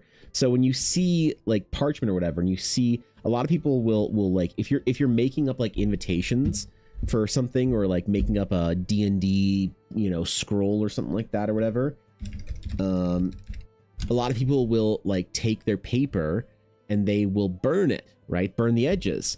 Because they think of I think Dead Sea Scrolls are some of the best examples of this, but you see that has this like kind of, you know, burnt edge to it. But what people don't tell you is that this is not burned. This is actually wrought, because this was not written on like pulpy paper or like canvas or whatever. This was written on animal hide. So that's why it turns yellow. That's why if you have, if you're writing on it with something like ink, it'll stay black like this even after thousands of years. And if you're writing on it with silver, it'll sort of oxidize and turn rusty, which is why you think of all those old Michelangelo and Da Vinci kind of sketches as being kind of like warm and brown and whatever. But yeah, I mean, it's hard to get, and I'd love to try it at least once just to be able to say I did it. I don't know, the history of it, the historical significance of it. But it's hard to find, like, even the silver stuff. A proper silver tip pen and proper, like, paper for it is very expensive. So are a lot of old art, like artistic materials, like original, you know, pigments and stuff for like real paints. If you're gonna buy real paints, dude, they're so expensive. Like a modern painting right now with real paint is like hundreds, if not thousands of dollars just in the paint for a modestly sized painting. If you're getting, I mean, that's also like, you know, real pigments, artist, professional grade, which you don't have to use. I mean, basically no one does. There's certain pigments that look better, like artificial than others. So even if you talk to like real artists, they will have mixed opinions on it. And I don't paint anymore, so I don't really get a say in that. I don't get an opinion. I'm all digital these days, man. I'm such a loser. I don't even paint on canvas, bro. I don't even fresco, man. Holy, can you believe that? An artist that doesn't even paint fresco on Italian villas? That doesn't even paint on Byzantine cathedral walls? Like, what is that even really an artist? Like, I wouldn't say so. I don't want to attack anyone, make them feel like they're an illegitimate artist, but let's just face it, if you're not spending your entire 30s getting poisoning by some kind of toxic chemical in your paint as you spend the multi-decade period frescoing walls in some cathedral, what are you doing? My thoughts exactly. What's up, Atari? For an artist that sells his paintings for 5 to 8K, yeah, dude, like real like originals and paintings are very, very expensive, very difficult to get into that market, because you have to play a whole different game when you're selling physical art. Because remember, most physical art, I don't mean to you said, oh, my friend sells his paintings for a lot, and then for me to immediately say it's a fucking scam. I don't mean to imply that your friend is doing anything wrong, and not this is anything wrong, but most of the extra value in physical art in that world, and not to say that your friend or anybody necessarily is in part of that, most of it's just money laundering, you know, and tax evasion, shit like that by the rich. That's how modern art and proper taste is kind of developed, right, in a lot of ways. And there's some artists that are still legitimately good enough to, you know, there's a smaller and smaller number every year of artists that are just legitimately good enough to sell their work for that much. But if you want to sort of get into that market and you're not like that good, you have to sort of play this whole game. You have to play the gallery game, and the gallery game is just degenerate. It's just not something that is, you know, like if I ever were to get back into physical paintings, which I actually really do want to in the next couple of years, I just need a studio space. I will probably not go through galleries whatsoever. It's kind of like being in the games industry if you want to be a concept artist, you know, it's just like a double-edged sword. Yeah, you get the opportunities, but man, that's a tough place to make it in. You need to have a lot of resiliency. You need to be able to like take a lot of the bullshit that comes with it and not let it kind of get you down. Right? There's a lot of custom pieces for Clubhouse and stuff like that. Oh, that's great. That's the best place to be in then. If you're doing sort of like almost like commissioned work, but doing physical paintings, that's the best way to do it, I think. If you're just creating work that then you're sending to a gallery that then you're hoping sells, and you kind of rely on prestige and, you know, assumed value and all this kind of stuff, that's the tough place to be in, right? That's a really tough spot to be in. So that's good to hear. Because I don't know, man, I wouldn't wish that on anybody. What's up, Fel? Good to see you, dude. You know, or there are a lot of artists that have their own galleries. Like you'll see if you go to certain places, a lot of photographers do this because, let's face it, the actual cost of photography, like the material cost of photography, is very low comparatively. So you'll see a lot of photographers with their own galleries. If you've ever been somewhere that's like more of a tourist destination, you'll see that. So like if you go to somewhere like Hawaii, there'll be a lot of that. If you go to the mountains where I live, there's a lot of like nature photographers that have their own galleries here. If you're like Las Vegas and places like that, you'll see it too. Big photographers with that are big names like Peter Lick or whatever. Peter Lick? I think it's Peter Lick. Have like multiple galleries and stuff like that. Very cool work, but very, very pricey, and not necessarily overpriced or whatever, but you know, it's value of the customer, I guess. A lot of artists that do stuff for like Magic the Gathering and like kind of games and whatnot now, they're trying to transition to physical paintings. And it's funny because the reason is not necessarily obvious. A lot of people think like, oh, because it's like a lost art, it's like a lost skill. No one makes physical paintings anymore. Like it's such a difficult thing to do. People want the painterly like look that comes with it. And that's true to a certain extent, but if you ask some of the artists and like the longer term industry guys why they do it, it's because they can triple dip on making money from a project then. Right? Like if you do a piece for Wizards of the Coast, let's just say for Magic the Gathering, and you make an art for a Planeswalker, you get paid by WotC, and you don't you like a lot of people think these artists that are like working for big companies and have their name out there are making unbelievable amounts of money. The pay is like not like it's not bad obviously, but it's not like the luxurious like really ostentatious amounts people think that it is. So you get paid decently for your work from the company, but then you can also go to conventions and stuff and sell prints from your website. And a lot of artists that do Magic the Gathering cards, you'll see that they'll have a web store. You can buy artist proofs and prints, and they'll sketch on the back of their artist proofs to add value to them to be able to sell them for more. That's all cool. That's awesome. A way to like kind of double dip. You got paid from Wizards, and now you're getting paid from the kind of the stuff that happens after that. But then also, if you made your piece of art not digitally, and you made it traditionally, then in addition to selling prints of it, like digital prints of it, you can also sell the original piece, which is pretty cool because now you're making an extra couple $1,000 because there's somebody out there that's going to really love the Planeswalker or Dragon or whatever that you painted, and they want the original piece. So it's actually largely a financial decision to you know, illustrate with original and make an original that you can sell. Because like really digital painting is, and this is like kind of one of those things that's a bit of a pet peeve I think of myself and maybe a lot of other digital artists. The reason why you should get into digital art is not necessarily because you want it to do anything for you. Like you should be able to, and I say should, but like who cares what my opinion is.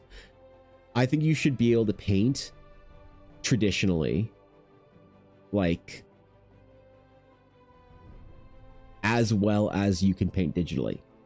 If you are using digital tools to enhance your work, to make it better, to do things for you, that's a problem because you don't know how to paint then. You know how to use the software.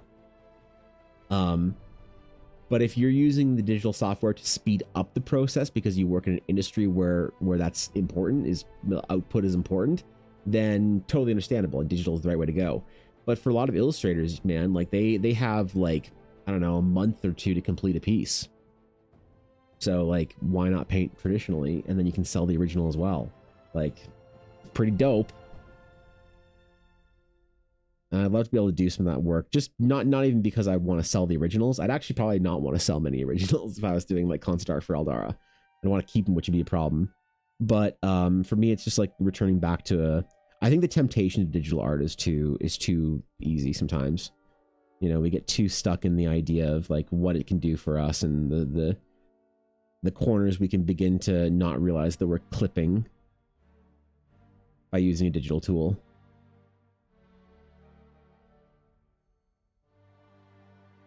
But that's like anything, you know, digital tool related. It starts doing shit for you, and then, you know, like autocorrect on your phone.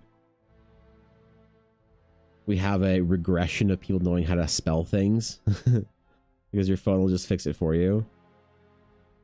And not even like the squiggly line you have to click on if you're in the computer generation.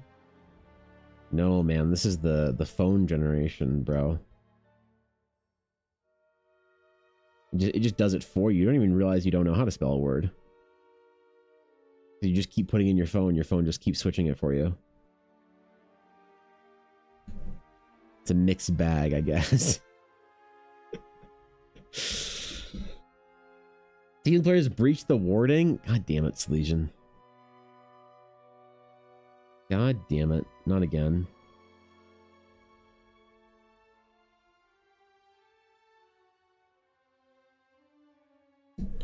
Rip for the wards, I guess. We need more gold on this, I think. Do a couple more little maybe one more little bracelet thing, like hard metal bracelet, and then a couple of like softer like chains and stuff.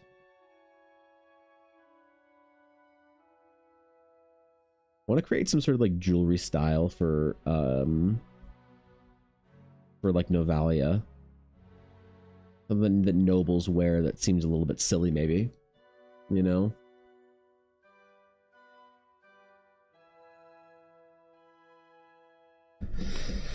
Should do some studying from Dune. Got some weird shit in that. That's one of my favorite things about sci-fi, is that sci-fi is willing to get weird. Fantasy's too safe sometimes.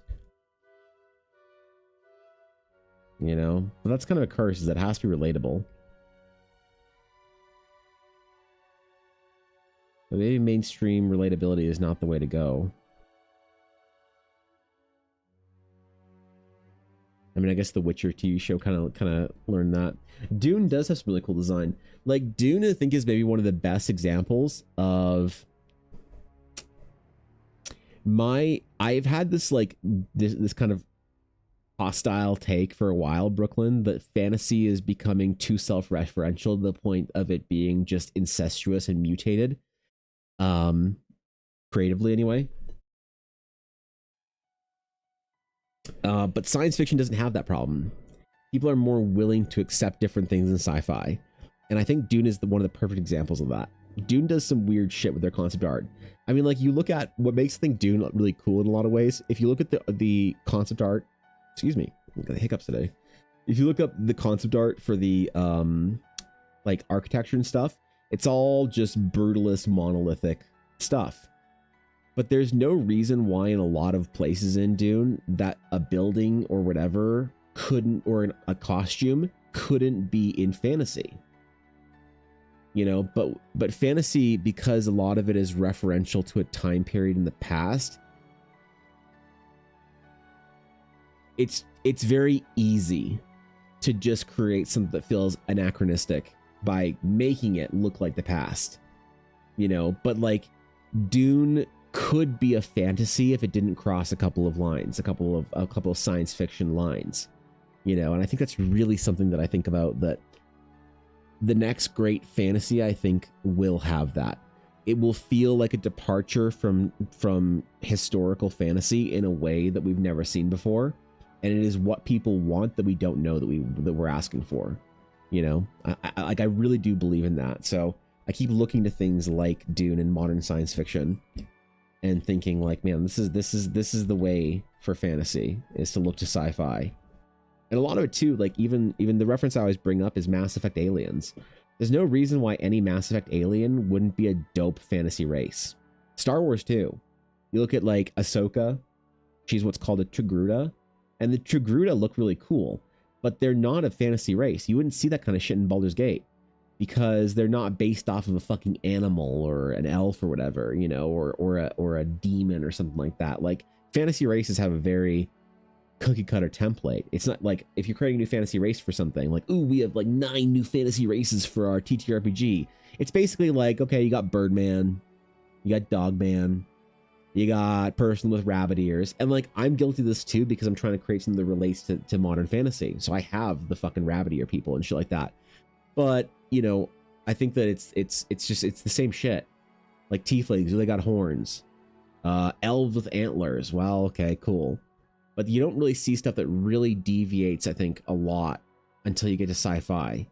But you look at the Krogan, there's no reason why the Krogan couldn't be a dope fantasy like species somewhere in the depths of your world, just chilling in their, you know, in their rocky desert homes or whatever. So I know I have issues of using words that my phone doesn't seem to know how to spell, so I fight my autocorrect a lot. Oh yeah, that's the average fantasy nerd's problem, right? The Ren Fair Goer issue. I have that with Eldar all the time. Yeah, I get that. It's a struggle. There's college professors who don't enforce proper spelling and written assignments, tests, and even some dissertations. There are streamers that have talked about it. Oh, really? Yeah, I feel that's probably more and more common. But you also think about it, like, you think I try and be sympathetic to people who are born, like, who are kind of in that college era now. Like, if you're in college right now, you're like, what? On average, you're 20. So on average, you were born in 2006. You know, the departure from writing is so just large that like we're the, like, we look at a lot of like younger people that don't know how to do things, and we're like, oh, you idiot. I can't believe you don't even know how to, I don't know, read a clock, right? Like there's an alarming like decline of people that know how to read clocks, like traditional, you know, the point where like there are people in their 20s that like need to, like, you know, do the whatever, and then I don't know, measure it out like you did when you were a kid or whatever. But like, you can't blame them, because that's the world we created, right? We all got our smartphones that have our phone on our numbers on the front of it or whatever, and so the amount of times you have to interface with the clock just goes down and down and down. And so it's like kind of one of those issues where it's like you kind of can't blame, I think, young people for not knowing how to do the thing that was a skill that was core or crucial to the older generation. And there's certain things that I think are really important, like, you know, you should know how to write.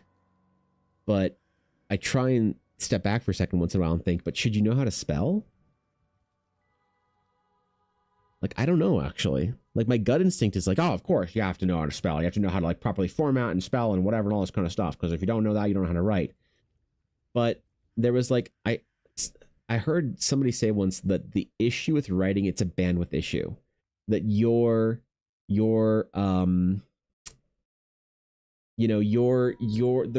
the thing that blocks your ability to write well or to communicate an idea is your hands, right?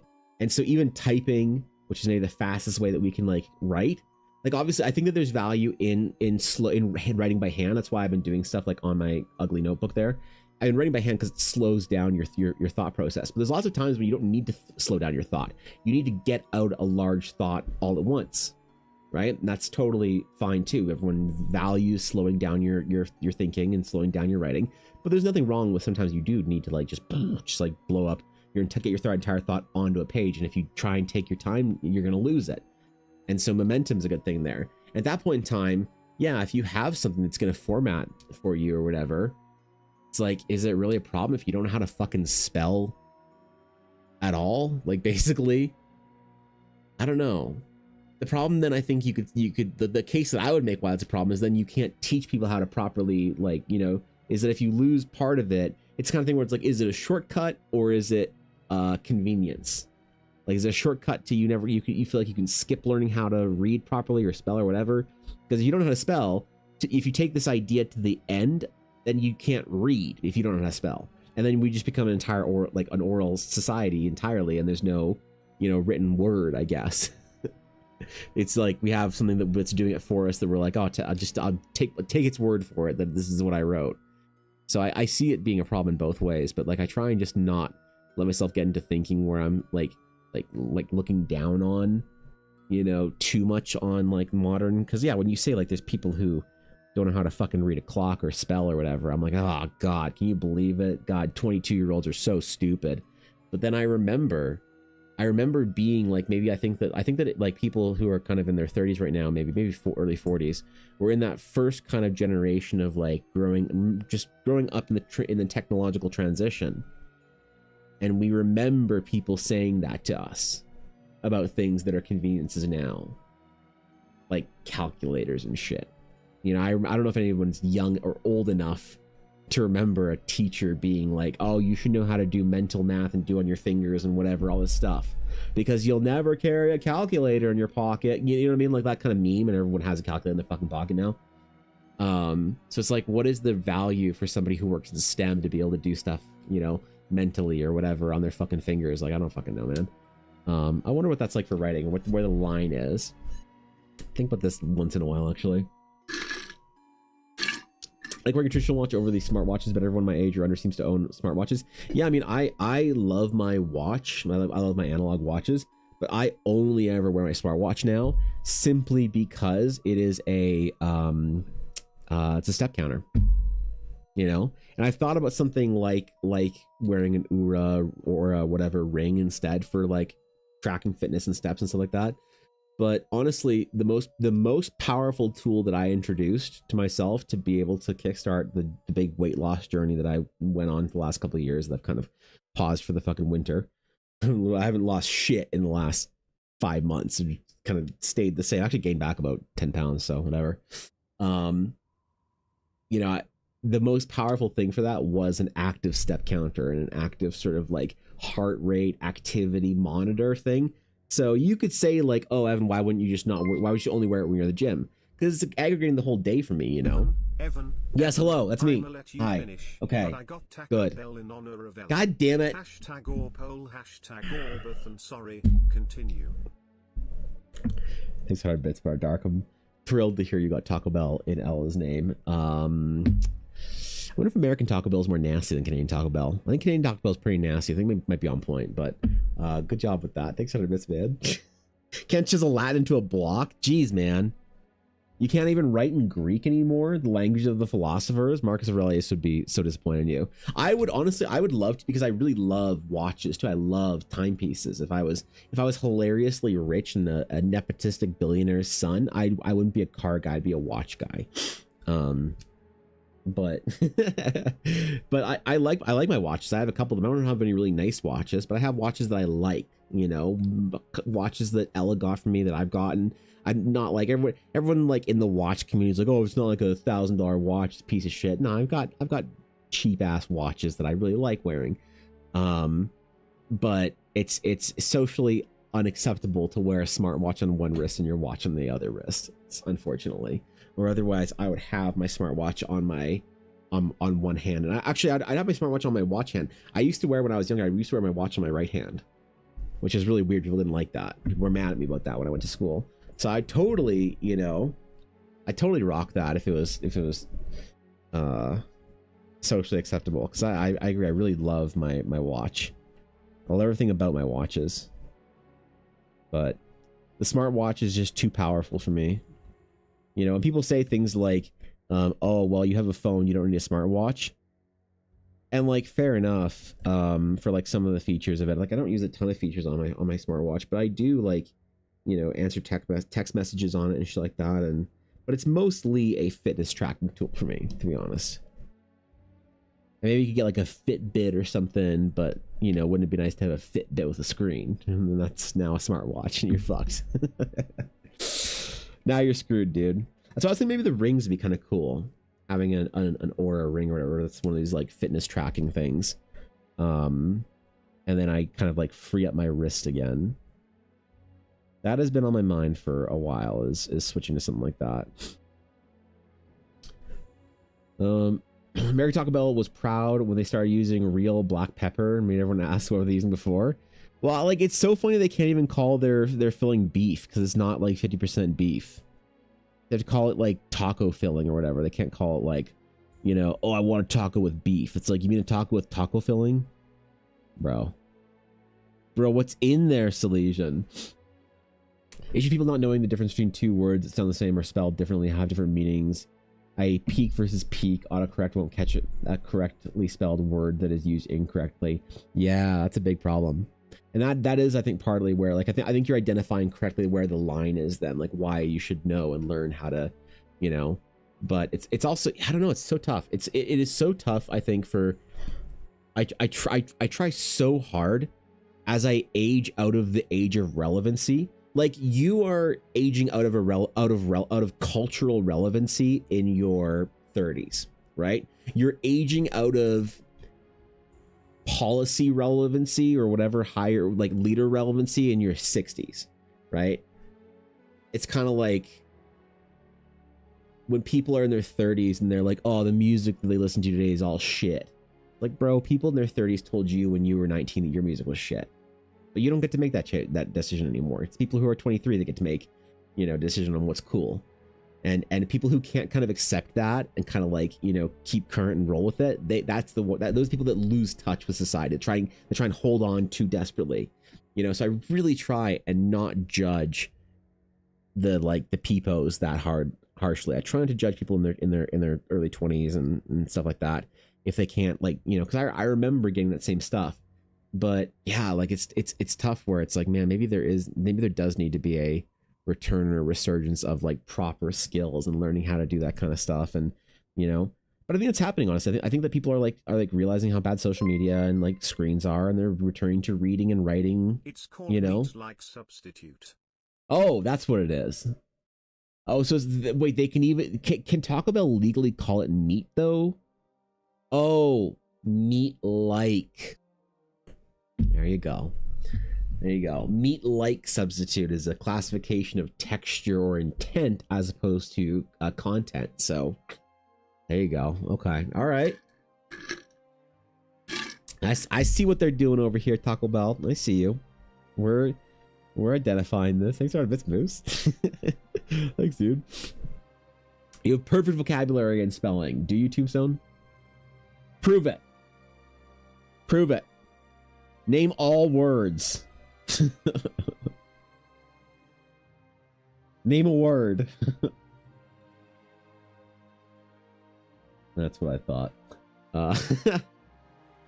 The Roger Newest Knights of the Round Table. That's a timepiece for a collection. What is that? Is that a cool ass watch?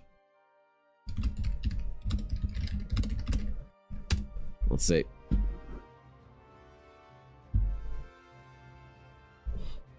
Let's see. Ooh, that's cool, man. You see, watch guys, watch snobs, watch connoisseurs probably look at this shit and are like, ugh, disgusting. I think this is cool, man. I don't need every watch that I own to look like a watch that has been around for the last fucking 400 years. You know? A lot of these watch purists, these like elite boomers, if your watch isn't something that like looks like it's been around since, like, this is cool, man. I like this. I like all of these, actually. There's not a single one here that I don't like. These are all fucking rad. Yeah, but I mean, like, yeah, if you, I don't know how much this is actually. Like, this is fucking cool, man. It's like some of that like Jacob & Co. type shit. If you like the Jacob & Co. watches, you're not a real watch fan because they're more like artistic whatever pieces. But like, fuck it, this is beautiful, man. This is so fucking cool. I would totally rock something like this. You know, as opposed to like a Richard Mille or maybe like an Audemars Piguet that's like, you know, a $200,000 watch that looks kind of, you know, just looks like your average fucking Casio, man, for a lot of people. Right? Damn that meat like substitute hard shell taco hit the spot.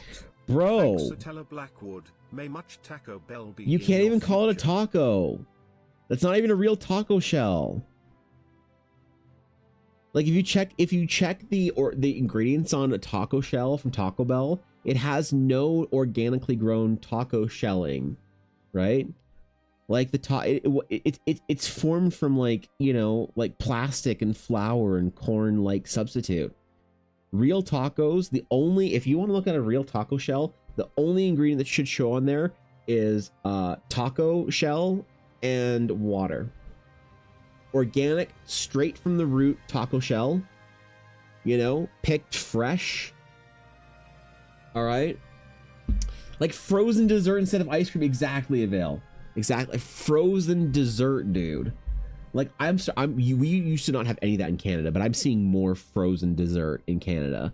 Okay, I got me some ice cream this week. We got some like ice cream from a local ice cream maker, and it was like $17 for like a little pail thingy or whatever. I was like, damn, you gotta pay that much for real ice cream now? Holy shit, man. Can you believe that? It was fucking delicious, but I think I can maybe only afford frozen dessert ice cream like substitute. It's tough, man. It's fucking tough. I think my discovery of fan fiction, my expansive vocabulary. Okay, yeah. It's a good thing to I like to read books. Books as well, because I'll never admit that to IRL people. Exactly, right. Yes. Oh, what are you reading? Dostoevsky. Oh, wow. Yeah, that's good. I mean, Yuri on Ice fan fiction.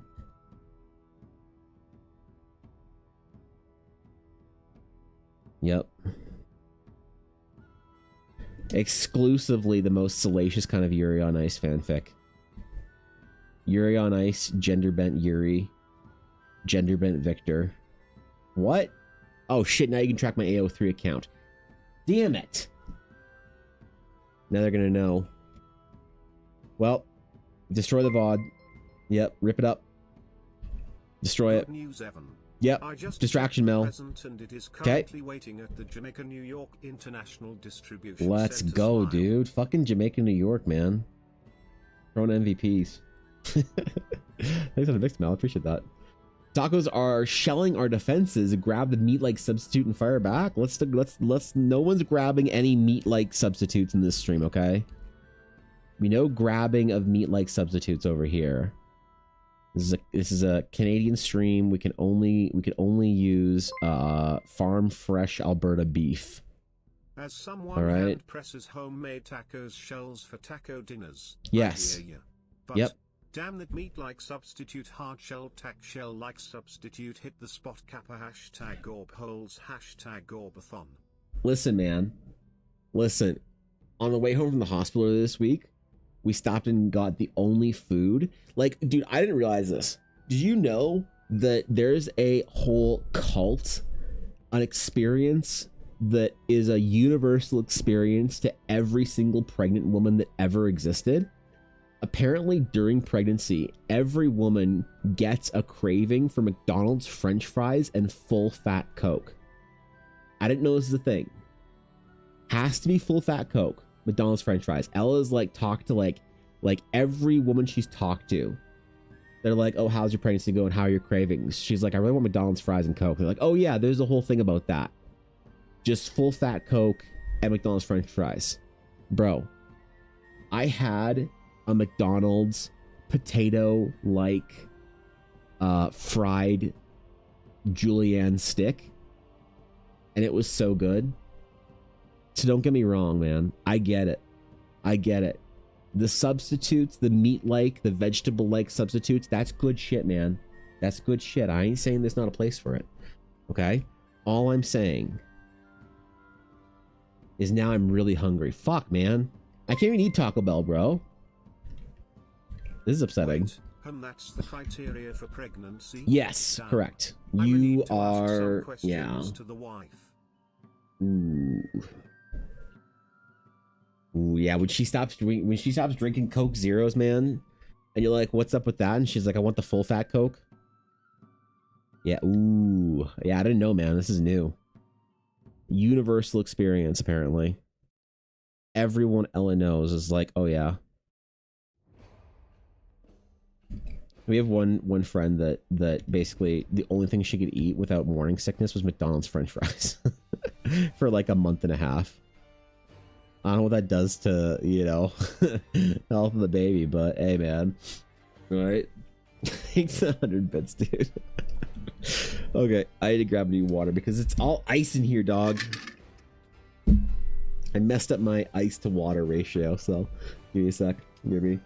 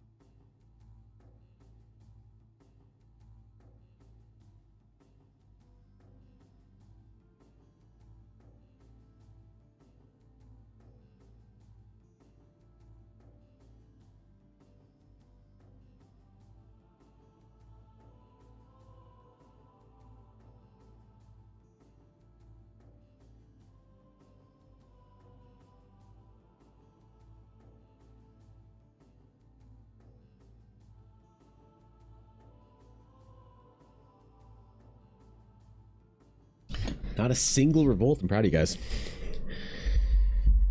Damn, I'm impressed. Y'all behaving this week. Truly, you're a nice made made straight would be salacious indeed. How indecent. I know that's like the most like punk rock thing you can do. Most deviant thing you can do for Yuri on Ice is have Yuri end up with that sweet girl from his hometown or whatever instead of Victor. Visitors, how exciting. Oh, the timing. Oh shit, yo, Catherine, thanks for the raid. What's up, dude? What's going on, guys? Welcome in. How y'all doing? Oh god, I hope you didn't hear my takes on Yuri on Ice. Oh my god. Thanks to the shout out, Ella. Yo, how is stream, y'all? What are y'all doing? Last scene playing art. Good. Yo, I'm trying today. I need some real artists in here to inspire me. Holy. I'm content from the Taco Bell, so there was no flare-ups to light something. Oh, good. Kappa welcome raiders. Oh, good. So that's what happens. So as long as you're well fed, there's no revolts while I'm gone. I see. It's not a bit dark. Welcome, friends. We are drawing hot tieflings today. Because if you're a tiefling player in D&D, what are you doing? What are you doing? What's wrong with you, man? I don't want to say it, but there's a Venn diagram earlier. Yeah, I'm not sure if you saw the Venn diagram, Dark, but we did the entire way through. We arrived at conclusions. Let's just say we decided things. You know, I wasn't sure if you caught the whole thing start to finish, or it was just when I saw you being here.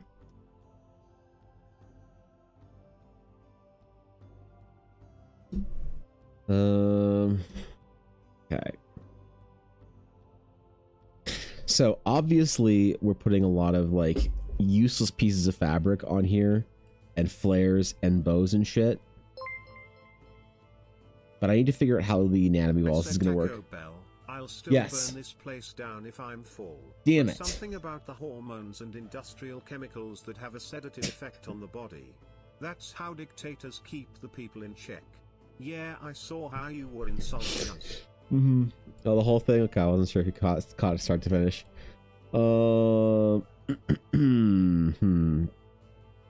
Yeah, man, now I need me some Taco Bell. I haven't had Taco Bell in years, though. Actually, that's not true. So I've been feeling a lot better recently. My stomach has been like behaving, and I think I'm like repairing the terrible damage that having years of godforsaken heartburn has done. And I'm actually able to eat like a nibble of things and like try things that would have like, you know, thrown me into a bad time, like just an unbelievable heartburn attack. I'm able to like try little nibbles of things. So last time we were at Taco Bell, I actually tried a little nibble of Ella's Taco Bell, and it was fucking amazing, dude. It's been so long. You know the other foods that I miss the most? The foods that I miss the most, and I'm hoping I can get back to sooner, is Korean food and fucking like shawarma, dude. Donairs. Oh my god. I can't eat garlic though, so that's the thing holding me back.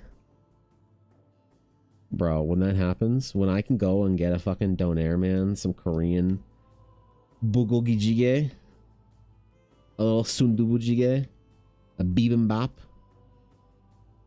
bro, you just wait. You just wait, man. What's up, Azalea? Good to see you, dog. Good morning. Oh, actually afternoon. It's 12:30, man. We've been rocketing. We've been getting stuff done, bro. Making progress.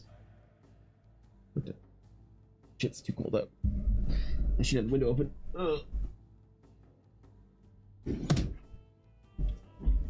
Just check the temperature or check the time and notice the temperature.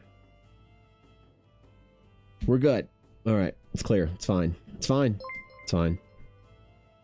No biggie. We're good. Feeling better for the first time since Saturday. Oh, good. Been homesick all week. Threw all my plans and shit out of whack. Ooh, yeah, I feel that. Well, hey, at least you have a whole week to just sit in your chair and play Pokopia non-stop, right? You let me know when you feel up to trying Taco Bell, and I got you. I'll get you Yeah. a whole spread. Every item's on the menu. All Do right. you have a lot to catch up on? Hashtag Ord. Oh my hashtag God. Orbathon. Dude, you know what I miss? I miss stupid meals. Like I think like Taco Bell and KFC have the like the monopoly on that. Right? Like you know, you go somewhere, you get like a burger and a fries or whatever. Like I want shit that comes in a box. You know, like KFC and Taco Bell do that well. Like the Discovery Lux box. Like what the fuck is this? It comes with like fucking like a whatever that is, 2 of those and some whatever the fuck this is, and like some cheese and hot sauce and shit. Like it's just got an assortment of things. You know, KFC and Taco Bell I feel like are the place that do that the best. Where they just have like boxes of like the Supreme Lux. But look at this shit, bro. It comes with a round one, a flat one, and a puffy one. Like, dude, that's what I want out of my fast food experience. I want like some dumb box of like 5 different things to try the whole thing. The novelty is important, man. Doritos, Locos, Tacos, like, bro. Oh yeah, man. It's just like the dumber the better. You know, like you get a KFC box at like a burger. I used to get, my friend and John, we used to walk down this KFC back where we used to live, and we used to get this box meal that was like, it was like a spicy sandwich. It was a spicy sandwich, fries, a drink, and then it came with like a single piece of chicken and like spicy wings and a fucking mini Kit Kat bar. Why? Like, why?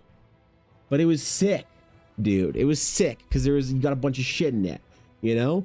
Or like we used to also, the same friend and I, John, we used to go to we went to a junior high school that was close to a Dairy Queen, which I didn't realize. Apparently the city I grew up in, Calgary, has the most Dairy Queens of any city anywhere in North America. I didn't know that. Someone told me that the other day. We fucking love DQ apparently here. And you could get the chicken strip basket and it came with toast. Like, why? No one wants toast with their chicken strips, but it just came with it. And it was stupid. That's perfect. I don't always eat like shit, but when I do, I want to feel so ashamed of myself. Oh yeah, dude. I want to barf, so I can have some more kappa. Oh yeah, man. Oh yeah, you're all full and shit, and then you burp, and you're like, oh, there's the last taco. Oh yeah, man. Listen, I love being a fat kid, dude. Oh my god, you think I'm fat now? You should have seen me in high school. You should have seen my ass 100 pounds ago. Dude, we do ultimate McDonald's, my friend John and I. Weirdly, he wasn't fat. He was like a little bit like paunchy. He was out of shape, but he wasn't fat. I was fat as shit. And we'd both have these like epic, like pre-D&D meals.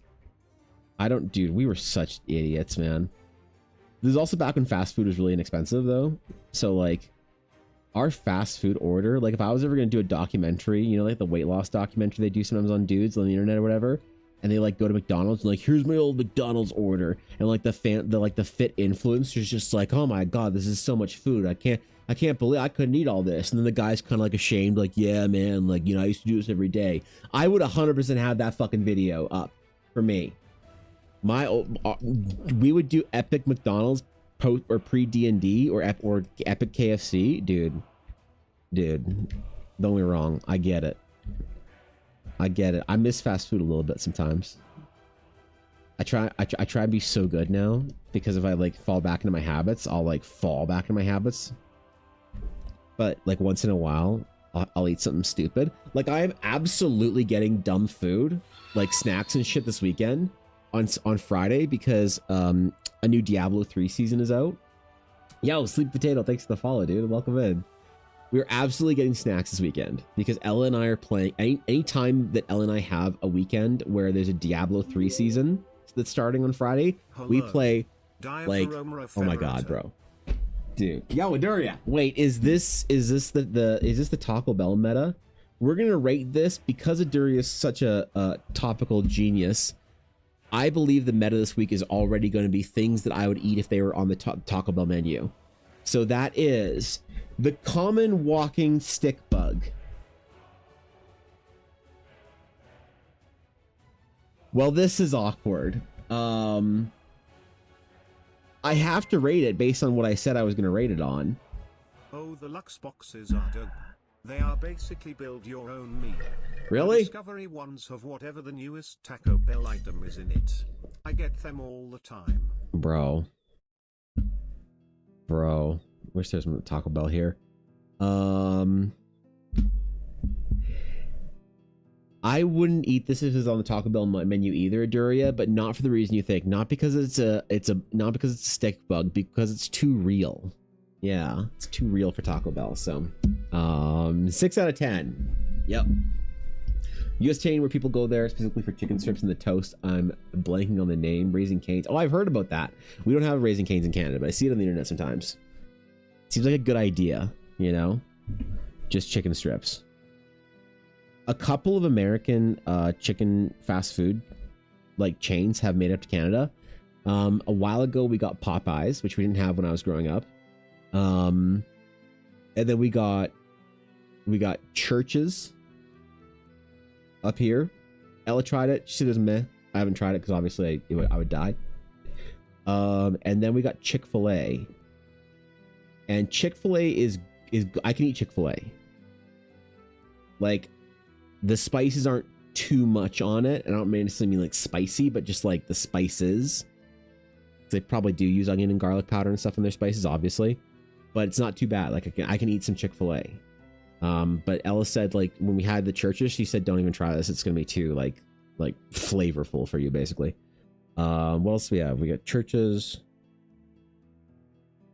Chick-fil-A, Popeyes. What other American joints we have in Canada? I don't know, man. I haven't tried Cane's before, though, so... Barbecue chicken. Yep, that's the Korean place. That's not an American place, though, so... Chick-fil-A's garbage tier? Really? Oh, it's really good up here. It's also, like, weirdly, like, Chick-fil-A is the highest quality fast food experience I've ever had. Dude, everyone was so nice in there. Oh my god. The fucking, like A tier, S tier ketchup packets that are dippable. Oh yeah, man. You get fast food up here, it's somebody that like doesn't want to have to deal with your ass and is like upset that you're even there. But no, Chick-fil-A, everybody's so nice, dude. And that was the one in Edmonton, and then one up in Calgary where we were like, yo, let's go check it out. And everybody was so nice there too. It was so clean. It was like, Chick-fil-A felt like a it felt like fast food felt like in the 90s. You know? Yeah, that was good shit, bro. That was good shit here. I don't know if it's like better in Canada. A lot of fast food's different in Canada, the US. Some of them are so drastic where they're actually a different company, like A&W. Like A&W is a completely different company, you know? Pink, thank you for the follow. Appreciate that. Welcome in. So I don't know. I don't know if maybe we got a different experience up here. But there's like a couple of other American places that are making up Canada. Yeah, Krispy Kreme Ella brought up. Krispy Kreme opened up in Canada. I feel like there's some other like big American places coming up here, but I don't remember. I don't know, dude. That's a lot, right?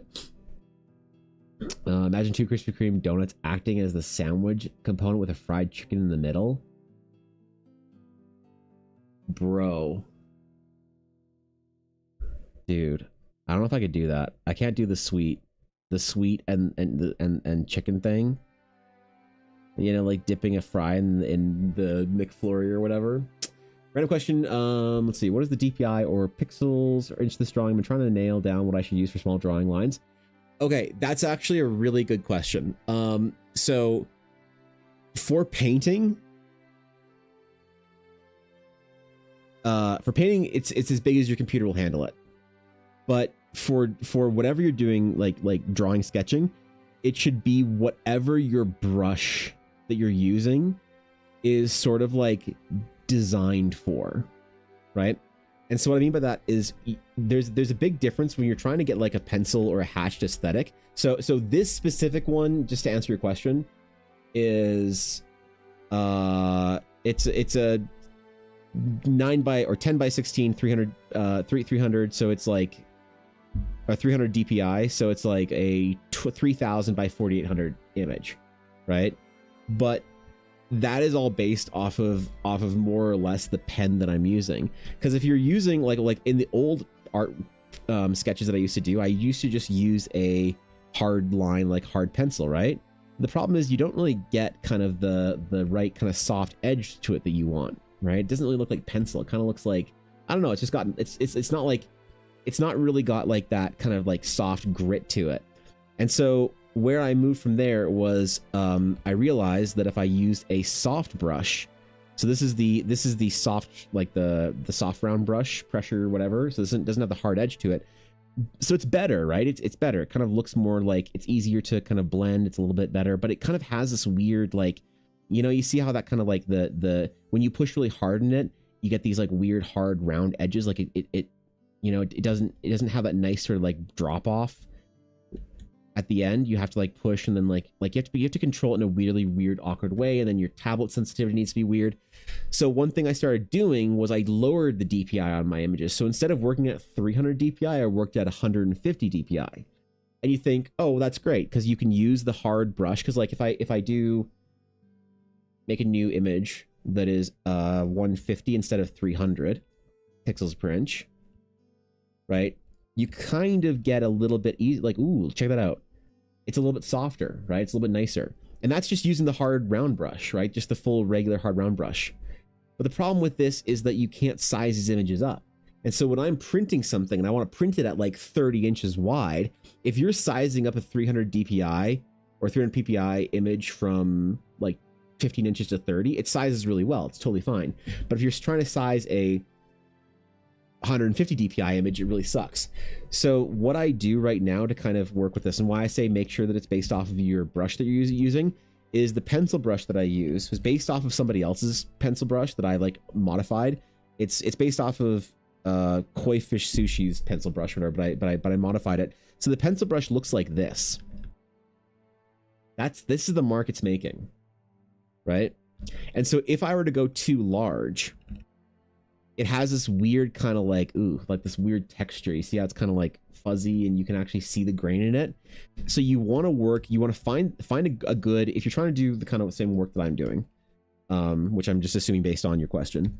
So specifically for this type of sketch work, whatever size brush you're using will feel good at a certain resolution. So this brush, I work between 5 and 8 pixels of the brush. So I will go as small as this for like very fine detail work, and I'll go as large as like 8 for if I'm trying to like, you know, do the bottom side of something on this. So you'll see a lot of these very small lines and very large ones, and it never loses, it like always has that nice texture to it. So when you zoom out, it kind of looks a little more like pencil. So the DPI, the resolution, whatever I'm working at, is completely based on, you want it to be as large as you can, so you can print large and obviously use it in larger formats, without it being something that's like too like if for instance, the reason why Photoshop is better for painting than like you can do this on Clip or whatever other software. The reason why Photoshop is the best for painting is because the best brushes for painting are typically really large brushes that get this like really deep kind of texture into it, right? And this is something Photoshop does better than any other software. Now, to try and get brush strokes like that on a painting this small, it would look atrocious. So if I'm doing like an actual painting, oh,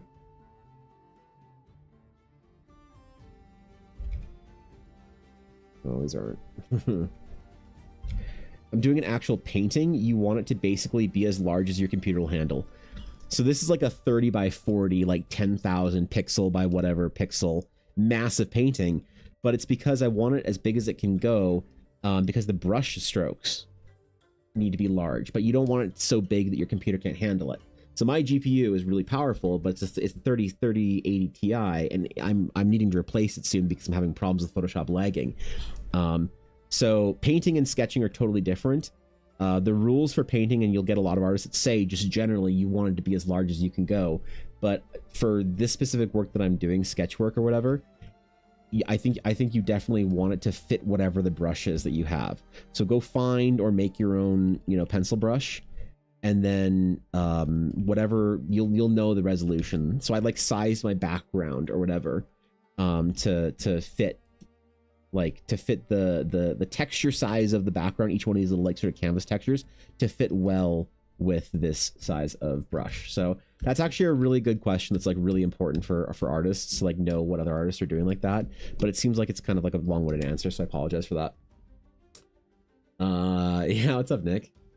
Need some reference, definitely not to derail or anything, but I appreciate all advice here. No, it's my pleasure, Pink. Like this is still an art stream, so I'm always happy to, if you have questions about process or whatever, or trying to figure something out for your work, I'm always happy. Don't ever feel like you derail anything by asking a legitimate art question here. We're just talking about stupid fucking chicken restaurants in Canada and fast food and shit and whatever the abomination that Sabine makes for lunch every day, where she slams whatever the Baconator double thing in between 2 Krispy Kreme donuts. Like, holy shit, man. You know? That's a 4,000 calorie lunch every day, and Sabine doesn't give a shit. Between all the cocaine she has to do to stay awake as an accountant during tax season, she needs the calories to, you know, function. So Deflate, some things are good. Wait, some not so much. The macaroni and cheese is amazing, but it'll cost you $5 for so small portion. I've never tried it. Shit. Next time we're in town, bro, maybe I'll stop there. If it lines up with the if it lines up with the weekly diet for me, I'll give it a rec. I never do any sides at restaurants or whatever, so I'm willing to try, dude. The non-artist is really interesting to listen to. Oh, really? Well, so a lot of it also has to do with, like, a lot of artists will say that the scale of their work doesn't matter because they, you know, they don't have an application for it. But I think you're really like shooting yourself in the foot if you limit your application, like the kind of application you can use your work for. Like, so I have worked for clients that are both ends of the spectrum for being picky about this. Some clients are very rigid, where they're like, hey, we've got a book illustration or whatever, and it needs to be this by this. It needs to have this amount of, like, be this size, this whatever, this type of color, bit rate, whatever, CMYK, who asked kind of shit. And because I used to be a graphic designer for so many years, this is all very normal to me. But a lot of artists that never had to deal with print, they have no idea what, like, these conversations are about. A lot of artists will like okay, here's a reason why. Reason number 5,326 why you shouldn't draw on an iPad or a phone or whatever is because those screens are meant to look good, not be color correct. Reasons why you shouldn't draw on a gaming monitor. If you have like a pen tablet, stylus tablet, and you're looking at your monitor, and you don't have like a Cintiq, you have like you're looking at a monitor, because those monitors aren't color correct. They're supposed to look cool for video games. So sometimes you can change, just like you can change on a TV, the settings of color. Some monitors that are higher end will have like a color correct whatever version, you know, but a lot of them are like, oh, gaming or movies or whatever, or sports or things like that, you know, or FPS games, because they're trying to change the colors on your monitor. And this is really important. If you're printing something, you're sending something to print, you want it to be as correct to how you're working as possible. And that catches a lot of artists off guard, because they'll be, you know, just chilling, making art, having fun. They don't think they need to ever, you know, change any of their tools or upgrades. Cintiqs are a waste of money. Apple monitors are a waste of money, all this stuff. And I will say, if you're buying a monitor, usually the Apple monitors are the best, even though the iPad is not. The different audience there. And then you get to, like, you know, you decide to go to your very first convention, let's just say as a young artist, and you want to do fan art. You're not even thinking about working within the clientele world. You're not even working with companies and businesses. You just want to make art and fan art and make money off of it. So you make fan art, and then you go send it to print, and you get all your prints back from whatever company you got to print, and it looks completely different than your work, and you're like, what the hell, man? How does this look so off? Like, what? This isn't even correct. The blue isn't even blue. And a lot of it's because maybe the screen you're working on is not correct to like what printers use, or the printer you went to wasn't very high quality, you know? So these things are really important for artists to start thinking about early, but a lot of people will give you advice, I think bad advice in the art realm, and try and downplay the importance of understanding your tech, understanding color correctness, understanding file size, whatever, because a lot of 1080 by 1080 files at 300 DPI for Instagram sizes. Yeah, a lot of artists will work at these sizes for something like Instagram. The problem is that if you want to, so the DPI is like basically your pixels per inch, your dots per inch, whatever. So a lot of printers will work at 600 DPI. So if you have a 300 DPI image, right, and you make it a 10 by 10, let's just say, so 3000 by 3000 pixels, and your 10 by 10 image is supposed to go into a 10 by 10 square in a book or magazine or whatever like that, right? But they print at 6000 DPI. Then you only have a 5-inch image, and they have to stretch it. And you can stretch images a little bit. Like I size images up when I print them typically a little bit, and it's fine usually.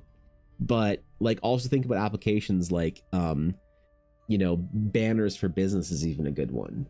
It's why we work in vectors for graphic design, because when you're putting your logo on the side of a fucking ocean liner, you want it to be a vector instead of an actual like pixelated image, so you can size it up as big as you want. But for artists, obviously, we're working in painting and we're working in the world of pixels, not vectors. So man, it's a whole topic that's like really deep that artists typically don't ever think about needing to know. But I think it's very important to know that if you are an artist that is making work and you want to move beyond something like Instagram or wherever else, to know how that world works and to understand how printing and how tech works so that you can properly apply your work to whatever it is that you want it to apply to, and not have it distorted and not seem like, because like nothing will make you seem like less of a professional, I think, to a real company, is if you don't understand how the application of your work is going to work. If they have to teach you sort of like, this is like junior artist stuff, which is fine if you're working for a company. But if you're a freelancer and you decide to like go work for a company, like, to do a project for them, and they have to teach you how printing works, that's going to be an art director's like worst nightmare. Because then they're going to have to get you to reformat things, and oh my God, it's a whole spell. So getting into projection mapping, so like having to scale up for concert / projection. Projecting painting, I also want to be painting the size, so 8 by 4 foot. Totally, yeah. And the problem is a lot of times it's just limited by your actual computer hardware. This is why it's important to have really high end, a really high end GPU. And less specifically, the actual power of the GPU is important, as important as the VRAM in a lot of cases. Like raw horsepower is very important, but if you want to do any multitasking with your computer while you're making art, you need a ton of VRAM. And even then, just basic Photoshop. Like you can go in your preferences.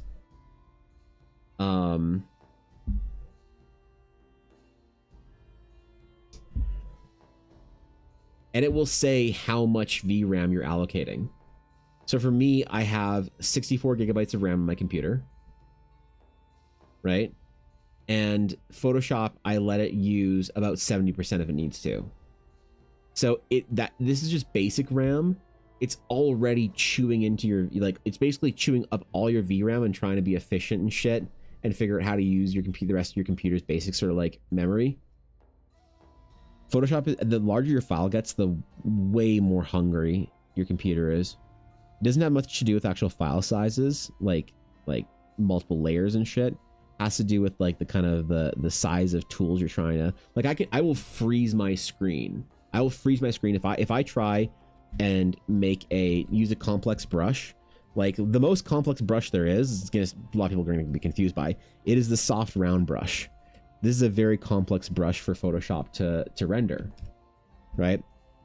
If I were to like chunk this up to being a 4,000 pixel wide brush, and I were to take one brush stroke, like look, my stream is freezing just from moving this around. I'm not even drawing with it, but just Photoshop doing like the pre-calculation. I don't know if you guys saw it, but my camera just like froze a little bit. My computer was having a hard time figuring out how to do that, even just to like have the brush in existence at that size. Let alone actually drawing with it. If I had put brush to canvas there, my stream would have ended. My stream would have fucking ended because it would have just crashed, which would have been funny, I guess. So What scale do you recommend for most projects? So I'm not sure if you're here for the previous discussion, but basically if you're sketching, I would say whatever, if, like sketching like this kind of work, I would say whatever size your like sketch brush is based off of. Like this brush is between 5 and 8 pixels, so I really want to be working in that range. So this kind of piece is like a 10 by 16 piece at 300 DPI. But if you're painting, I would recommend you paint as large as your computer can handle. So you're gonna have to do some stress testing, but definitely like think about application for printing, you know? So if I'm printing like, if I'm making prints for a convention and they're like 30 inches wide by, you know, 50 inches tall or something like that, or well, I can print up to 17 inches easily. So if I'm going to make a new file or whatever, so my width might be 17 inches, or sorry, my height would be 17 inches because, you know, but if we're doing 21 by 9 kind of ish format, maybe not quite. We'll do like maybe 34 by 17 inches, like a 34 by 17 inch piece or whatever. This is like kind of the base building block for painting. That image is 10,000 by 5,000 pixels. So this is a large enough that it would crash some, like some artists can't work at this level. And of course, like beyond this might be a little bit difficult for my computer, which is one of the reasons why I want a new GPU. So for painting, it's whatever size you can work at. Absolutely. As big as you can, because there will never be an opportunity or there'll never be a need for it to be smaller. They can size down easily, but there will always be opportunities for it to be bigger. You know, I think about like for banner printing application, you know, I used to go to before 2019, I used to go to BlizzCon every year and like see a bunch of friends of mine that work at Blizzard and like get free tickets and shit. It was awesome. But I'd always love to see what banners they have hanging out in front of the BlizzCon convention center. So there'd be all like the doors, right? These all be little doors. And they would have like this upper balcony level here. This is like, you know, like 5 or 6 stories up, everybody's little peepos down here. And they'd have these giant banners hanging down, these BlizzCon banners that would have art from like, you know, Overwatch and WoW and Diablo 4, whatever. They'd have these massive pieces of art from these characters. Well, sizing it up to like a 70-foot banner or something like that is maybe not 70, but like 40-foot banner or whatever is like huge. And so if you're working really small, then that piece of art can never be used in those applications. So you just always want to work at the largest size you possibly can for the application if it's painting. If you are sketching like this, there is a limitation in size. This kind of work can never be scaled up that size because the brush that it's made with, the texture, if the brush's texture is larger, like I can scale it. Well, okay, just like scale the brush up, Evan. You're working at 8 pixels, try working at 80 pixels and then zooming out enough. The problem is no matter how much you zoom out, the brushes, what's the word I'm looking for? Like geometry is not designed, is not coded for being that large. It's coded for being at a very comfortable sort of like small rate to still have that kind of grit and texture in it that you kind of like, I can't really see. Like you see a little dark and light spots in here, but not really. It's not until you zoom out that you really see this kind of like looks or takes on the effect or texture of like a pencil. So finding the right tools and then figuring out what size you need to work with is half the answer. The other half is as large as you possibly can, depending on what you're doing. But it's hard to say like a one size fits all thing. I wish there was like a guide or whatever you could just like put out or whatever, you know, hey, here's the industry standard sizes that you should be working at, but unfortunately not. Okay, where were we? Tail jewelry. Shit. Okay. Yep. That's what we're doing. Cool tiefling tail jewelry. I feel like so for tieflings in or the what the fuck's their name? They're not called tieflings. They're called in Eldara. They are called the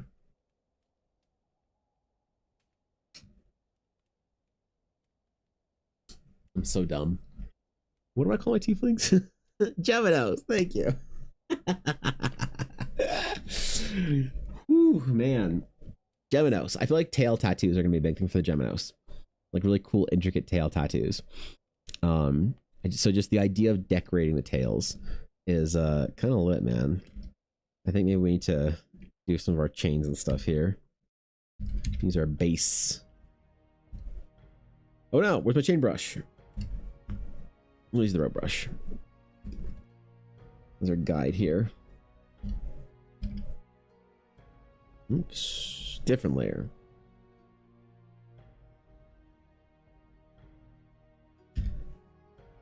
I would have gotten there eventually. I really wouldn't. You know how hard it is to remember things, dumb made up words, all the time? Oops, there you go. There's so many silly made up words, man. I gotta be trying my best. Do a little metal rope type thing here.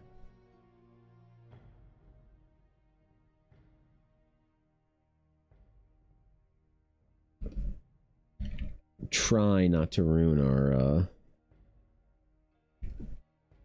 dearest Addie's class while we throw just a tasteless amount of jewelry on her. So the Comfy, wait, what? That's a Pokemon by Lung. Comfy. You don't think I play Pokemon Go? You don't think I know ball? You don't think I have a Pocket Monster collection card collection thing? Underestimate me. Never again. God, I wish I could draw maps on stream. Like, I was so ready to buy a new GPU this Christmas or this like Boxing Day, but babies be expensive, man. We did have the baby shower. That was very kind. A lot of our family helped us out with stuff that we needed. There's still a bunch of other stuff that Ella and I need for baby. We need to go buy. We need some clothes and shit, but we're almost ready, man. Almost ready. Baby shower was an event though. Oh my god. I didn't realize people took baby showers so seriously, man. That was like a ritual. It was awesome. Graphics cards can also be expensive. They are unbelievably expensive. The one that I want is unfortunately like 4 or 5 grand Canadian. Because the problem is that with the new GPUs, all of the like bullshit like AI acceleration and stuff doesn't help with art. It helps with video games and shit like that. But if you want to make like, if you want to like render things, if you want to run Photoshop, if you want to render, you know, video, if you want to 3D model, all of that AI acceleration stuff that NVIDIA does for their GPUs doesn't do anything for you. You need pure raw horsepower. You need just strength. And you also, for what I need, is more importantly VRAM. And I think the only cards now that have the VRAM are still the 90 series, right? Memory Express, computer hardware, graphics cards. Let's go. Go Asus. Just to limit the line. So 5060 has 8 gigabytes of VRAM. 5070 has 16, which is better. I think mine only has 12. But it's not like, it's not worth $1,000 upgrade, I don't think. If you want to move to up to like 20 gigs of VRAM, I think you need a 90 series, right? What's an 80? Ti is, oh, that's cool. 5060 Ti has, the Ti's usually had more RAM, so maybe that this year there's a 5850 or yeah 580 Ti that has a lot of VRAM in it. 50, 70, 50, 80, 50, 90. Hold on. We know how to sort this. Best sellers, highest price. Yeah, so if I really want the 32 gigabyte VRAM, it is a $5,000 investment. What's up? Yes. Your monitor? The camera's hitting my monitor. Oh, is it? Oh, we'll move that right there for now. Yeah, just, you know. Okay, thank you. Good. Why do I? No, I don't want it. No, okay. Hi. Welcome back. Hi. Hi, Goblina. Hi, little one. Yuna. Hi, baby.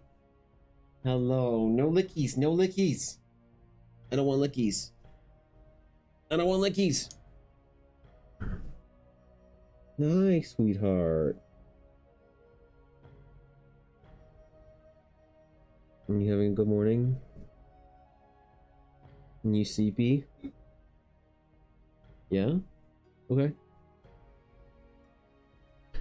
Over 9K render farm GPU at that rate with 136 gigabytes of VRAM. Look, if I had the space, don't tempt me. I was NVIDIA RTX 6000, wait, 8th generation Blackwell series GPUs. Ooh, what's the price tag on that? Ooh, what's our price tag on that? So like moving to the like if I really wanted to be able to do maps on stream, I really need like a 24 or 32 gigabyte GPU. The problem is that like you can do a lot of this stuff with a smaller GPU at the sizes I need to do with that, but the problem is streaming at the same time. It's just not possible, because trying to render and capture video and then trying to record is a second capture. Multi-streaming to YouTube is a third capture. If I'm going to start streaming on TikTok again, that's another capture. These are all things that need individual sort of like power for, and then just actual Photoshop chunking away at it. So yeah. Hi, Frito puppy. Is that a good foot? I'm not letting you kick me in the mouth again today, okay, puppy? You know, where's Ella? You don't know who Ella is. Yuna. Is that Ella? Look at the sweet furry baby who's being so good. Oh, thank Smile. you. I appreciate that. Oh, Yuna's here too. What's up? Okay. Okay, have dog. There you go. Thank you. Mm-hmm. All right. Goodbye. You sound a bit smell. I appreciate that. Right. Hold up. I'm gonna write a note here. Behold, more money for Taco Bell. She can't hear you. She already left. Ha! I'm gonna steal her 100 bits and I'm gonna use it for a GPU instead. What I mentioned is only 48 gigabytes of VRAM. Damn! I want the RTX Pro 6000 Blackwell Max Q Workstation Edition. That's what I want. Is that still somehow less than the RGB Astral fucking 5090? Because I would believe it at this point in time. You know? What is this shit? Fucking liquid cooled whatever. Ahem. Bro, this is huge. Did it work? No. No. Stop it. Never works. 600 bits. Yo, wait, this is sick, man. It comes with built-in liquid cooling. Wait, this is fucking rad. Oh my god. Now I want this one. Out of stock? Who's buying $5,000 GPUs, dude? Who's what the who's got that kind of money for fucking rendering their VTuber in VR chat or whatever weirdos do with big GPUs? Come on, man. Come on, dude. Well, I just want to see how much it says. How much is this GPU? It's on Newegg for only 12 grand.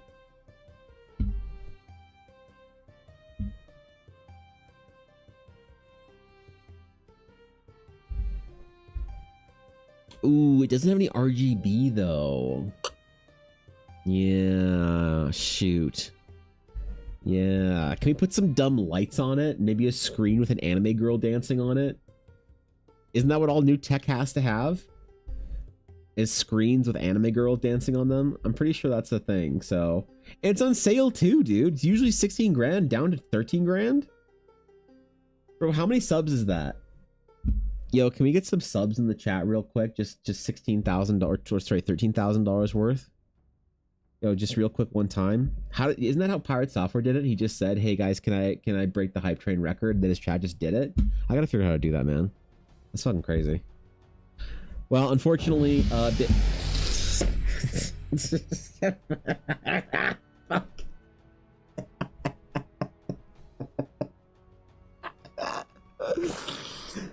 shit, that was easy. Oh damn. Okay, fun, man. Thanks Thanks, Dark. I appreciate the 5 subs. I think we're basically there now. Oh shit, yo, Fell and Avail caught subs in that, man. That's sick, bro. Yeah, thanks, dude. No, stop. I don't want it. It's stupid. I hate it. I hate Evan. I feel like I owe Minnie full of like 10 bits every time someone uses that alert, but she's never gonna see those bits. So, thanks, Mel. I appreciate it. Even though your TTS got ripped away from you. How exhaustingly predictable. But then I suppose failure comes naturally to your kind. Wait, isn't the alert 690, not 669? Did I miss my own alerts? No, that's the wrong stream elements. Wait, isn't that the wrong fucking bit code? Here for some suck. Hee hee.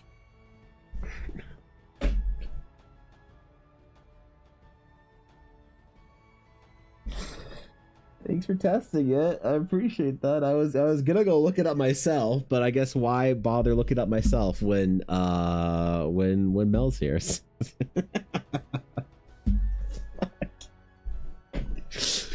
All right, you guys are all banned from cheering bits the rest of the day. It's done. Okay, that's it. Smile. What do you mean new strat unlock? Stop it, Salasian. Stop encouraging them. Thank God I don't have YouTube chat on screen. Oh my God. Thanks, guys. I appreciate the bits. Almost there, man. So close to the Blackwell GPU. Can you believe it? That's ORBATHON rank 40 as we buy $12,000 GPU. And I remember it's we because it's our stream, right? Remember that's the Didn't see that one coming, did you? the worst part is there's not even any TTS. It's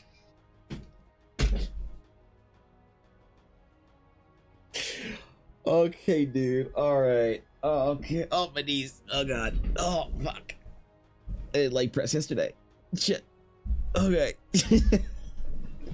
Okay, I'm sorry. Jesus, bro. I'm sorry, Steve. Thanks for 1,000 bits, though. What the fuck? You made your point. I like this game. This Okay. is fun. D. What I tell about not encouraging them, Salasian? This is 100% your fault. Welcome back to the Guild of Ale. Congratulations on getting a sub for this month, so you can watch ad-free, because God help me if we have to watch Twitch with ads, right? Tail jewelry, that's right. That's what we're doing today. Okay. Tail jewelry, and I will not be distracted. I took my interlude to look at GPUs and to complain about stuff. Now we must draw tiefling tail jewelry without fail. There can never be a non-tail jeweled tiefling that I draw. And so I will show you Maybe the I meaning should of... point out that Damn it, subs are in the great. middle of my monologue? Okay.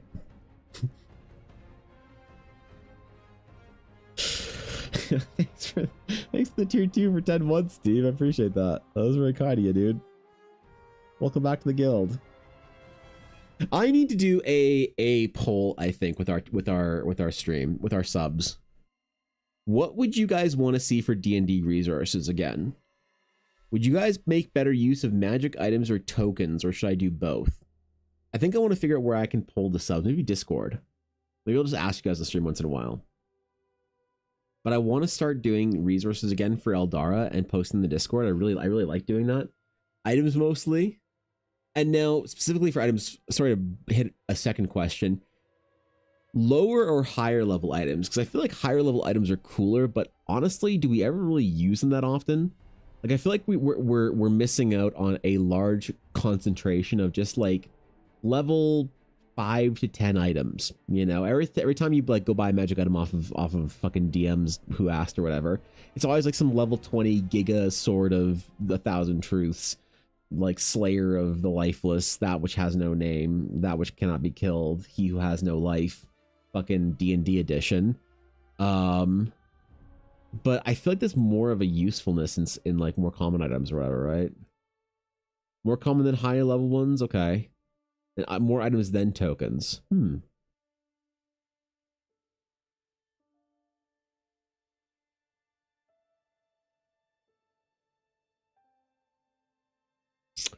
I wonder if instead of doing a token pack, I did like a half token pack and then did like 3 or 4 magic items instead. Like in addition to the Eldaran Armory stuff. I feel like the Eldara Armory is a great place to put the like lower level magic items. You know? But still with stupid effects that don't make sense for D&D because let's face it, Wizards of the Coast tried to code D&D, and yes, I said code D&D, to be the most anti-bugged version of the game it could possibly be.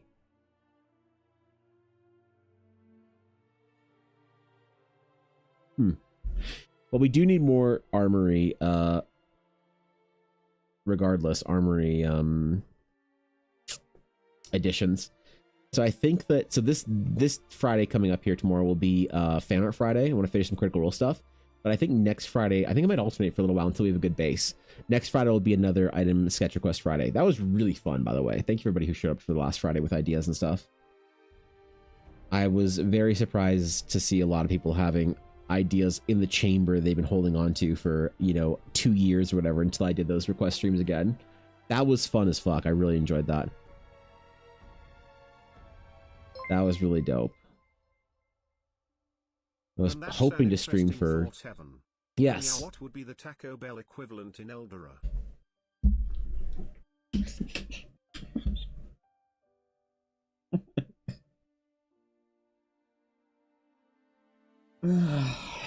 Is that what you're dude, is that your Eldara sponsorship project? You're gonna go to the coffee and sponsor like the Eldara like food cart concepts?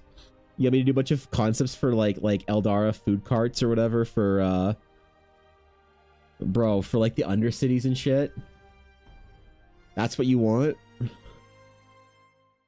A bunch of like over-designed, ornate like taco trucks equivalent in Eldara. You just want a whole bunch of art of them, and then like stats for like buff food you can get there. Is that that's what I don't have to spend 40 hours on? Okay, cool. Yeah, watch that be my contribution to the TTRPG community officially. That everyone forgets after that what everything else I did. But damn it, the Eldara and Taco Bell, man, that's the thing. That's the thing that they all remember. The George Lucas of his time, he wishes.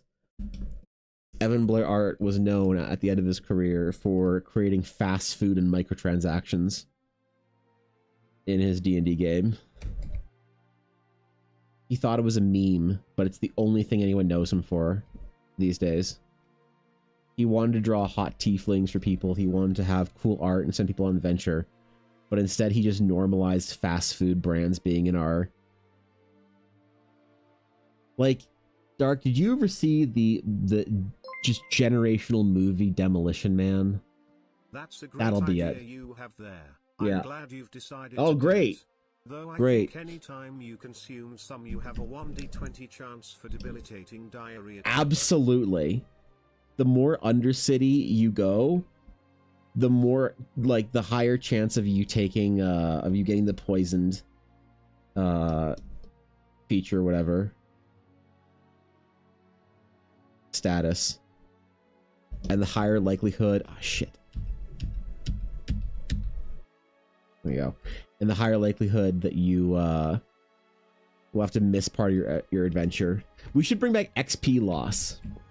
Talk about one the franchise wars as canon. Yeah, that's right. That's right, exactly. You know what I want to do? I want to make a food truck that has the same like vibe. I want to make an NPC. Do you remember the guy at the beginning of of Fifth Element?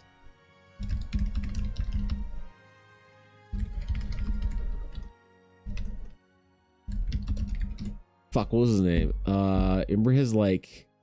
Mr. Kim, that's right.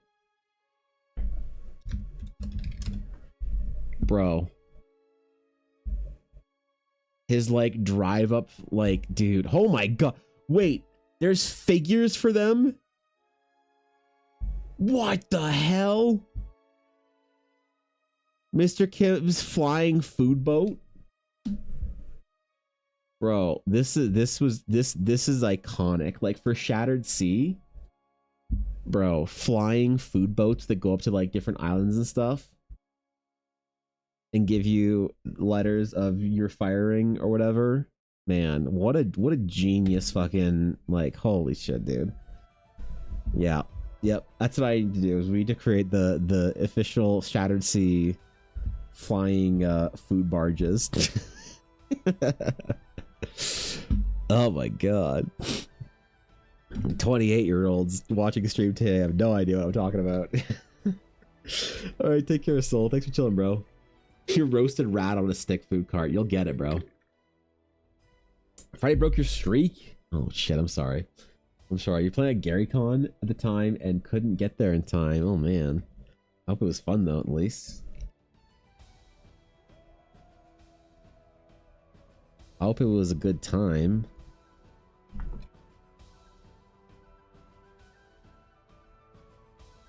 Well, we'll still count it, alright? I don't know how Twitch counts things, but we'll count it. We'll count it as an unbroken streak, alright?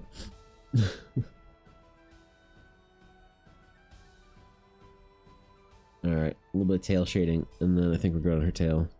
We've got to go upwards and figure out how we're gonna draw ornamental, ridiculous... Wait, is this the right layer? Oh, okay. Ornamental, ridiculous, tail markings of wealth and power. Because also, this is a self-insert for Brooklyn.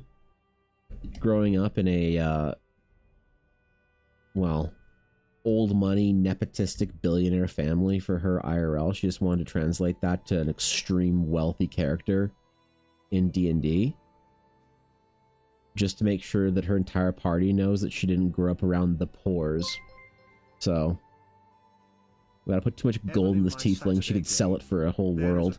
What? Sticks Ahoy. All they do is sell fried foods on a stick. Good. We have helped the branch out to other kingdoms as a franchise. Oh, well, that's nice. Bring it, we'll try to fry it rule. I like that. That reminds me of a Japanese restaurant that I went to in Odaiba. That was one of the worst food experiences I've ever had in Japan. Not because it was bad, but because it was just so messy and greasy. But they basically had like... It was like a buffet type thing of food on stick. And then you got to your table, and your table had a deep fryer built into it, and also like a giant bowl of batter. So you'd go and buy your sticks. They'd be different colored for like if it's a meat stick or a vegetable stick or whatever. And then you'd batter it, and then you'd deep fry it right there. Honestly, genius idea. Just terrible in implementation. Just oil splattering. It was the worst. Then again, we were probably be doing it wrong. So, you know, there's that too. How'd I know? Because you didn't even ask how much, if your character could afford the tail jewelry. You didn't even ask. You didn't even know things could cost stuff, bro. Brooklyn, I'm gonna make a deep cut reference here that no one's gonna get besides you and maybe Sabine. You are the Becca Bloom of D&D.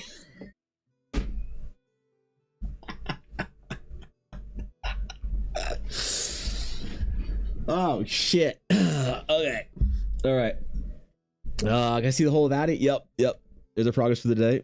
We're getting there. We're getting tails and boots and shit in there. Yep. We're doing it. Mm-hmm. Oh my god. She just has no idea what things cost. So much gold on her character that she couldn't even begin to afford it just adventuring. Criminal underground connections. I didn't know Addy was actually a crime lord though. So that's pretty cool.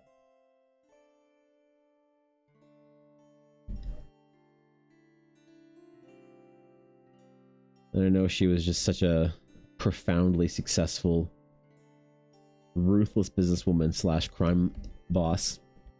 Was it secret? Oh yeah, okay, sorry.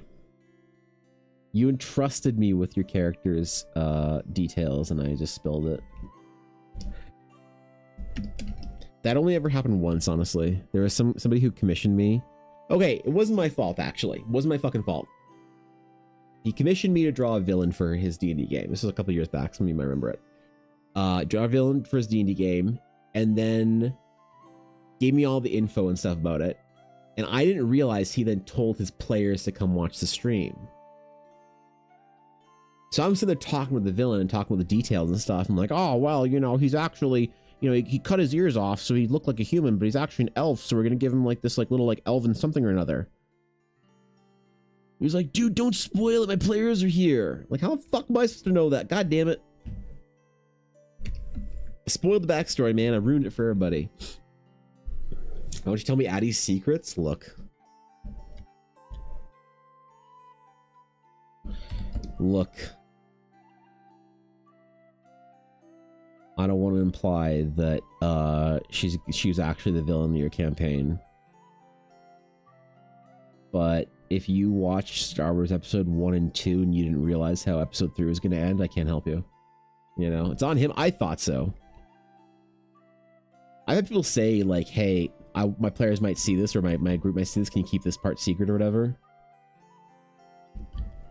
That's reasonable. I did have an unreasonable request where somebody said, like, hey, can you draw them as, like, they basically had two characters. They were kind of like a Jekyll and Hyde type character. Like, they would lose control and kind of Hulk out.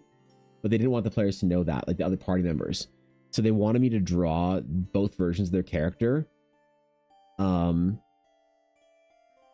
on stream, and like, but they didn't want me to draw the Jekyll version on their character. Now you might be thinking, like, okay, Evan, that's reasonable, but they don't want you to draw the secret part of their character. The unreasonable part is that they said, well, it's the same character, so I only have to pay for one character, right?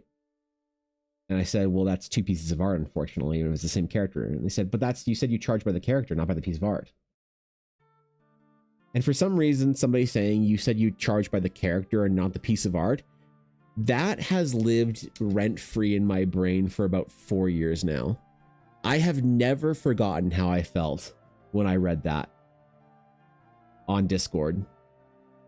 I should frame that, honestly.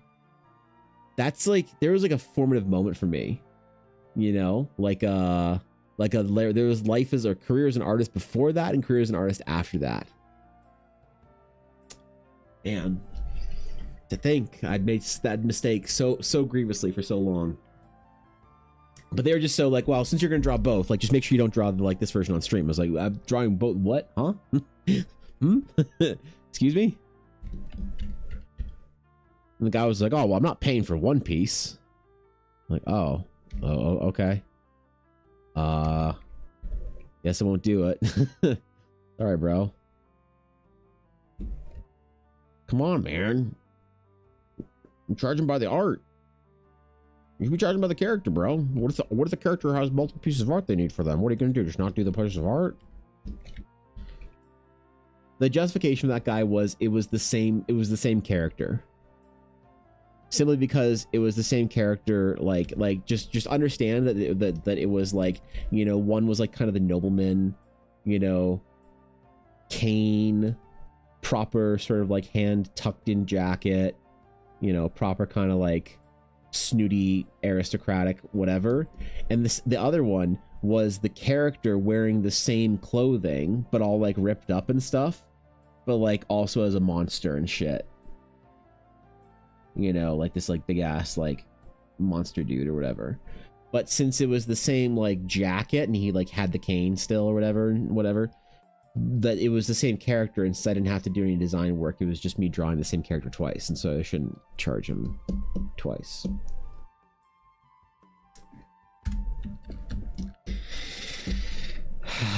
D&D players are a mixed bag, and that's why I stopped taking commission requests from Instagram. So, you know, I should have told his players not to come watch and spoil his own game. I know, right? Fuck, man. Let's I need to smite someone in their sleep next session. I can't believe you haven't already. Like, you're a paladin, dog. You haven't detected, like, fucking detect evil shit I mean, I feel like Addy would be a neon sign if you were to fire up your paladin senses, right? How is this new? How does this sound like this hasn't happened yet? We're all aware what they say about tieflings with tail jewelry. I don't need to, you know, remind us of the great D&D wars of the 2012s. Well, they got you there, Evan. What? Feels bad, but I guess they've got you by the balls. Damn it. Kappa. In I that know. line of thinking, you're going to draw the Kirchrapp equivalent in Eldera for free because we topped off Ella's Taco Bell fund jar, right? Kappa. I had to draw the Crunchwrap of Eldara? Oh, shit. Wait, what? The Eldara Crunchwrap Supreme? Is that like a chalupa? What's the difference between a Crunchwrap and a chalupa? I mean, which one has the Doritos in it? Hold on, I'm not American enough for this. Yeah. She's an evil infernal spawn, so too deceptive and charming. Oh, I see. Okay, it's just you didn't succeed the the bluff check was too high. Did I tell you we started a D&D campaign? Did I also tell you that I nearly died in the second session? How do you die in the second session nearly? What do you mean, dude? By long, no, dog. You didn't tell me that you died in the second session almost. What are you doing? Where is your sense of adventure? Of survival to the third session, at least? Your self-preservation. What are you doing over here, man? How long did you play a warlock again? Oh man, we gotta stop letting you play warlocks.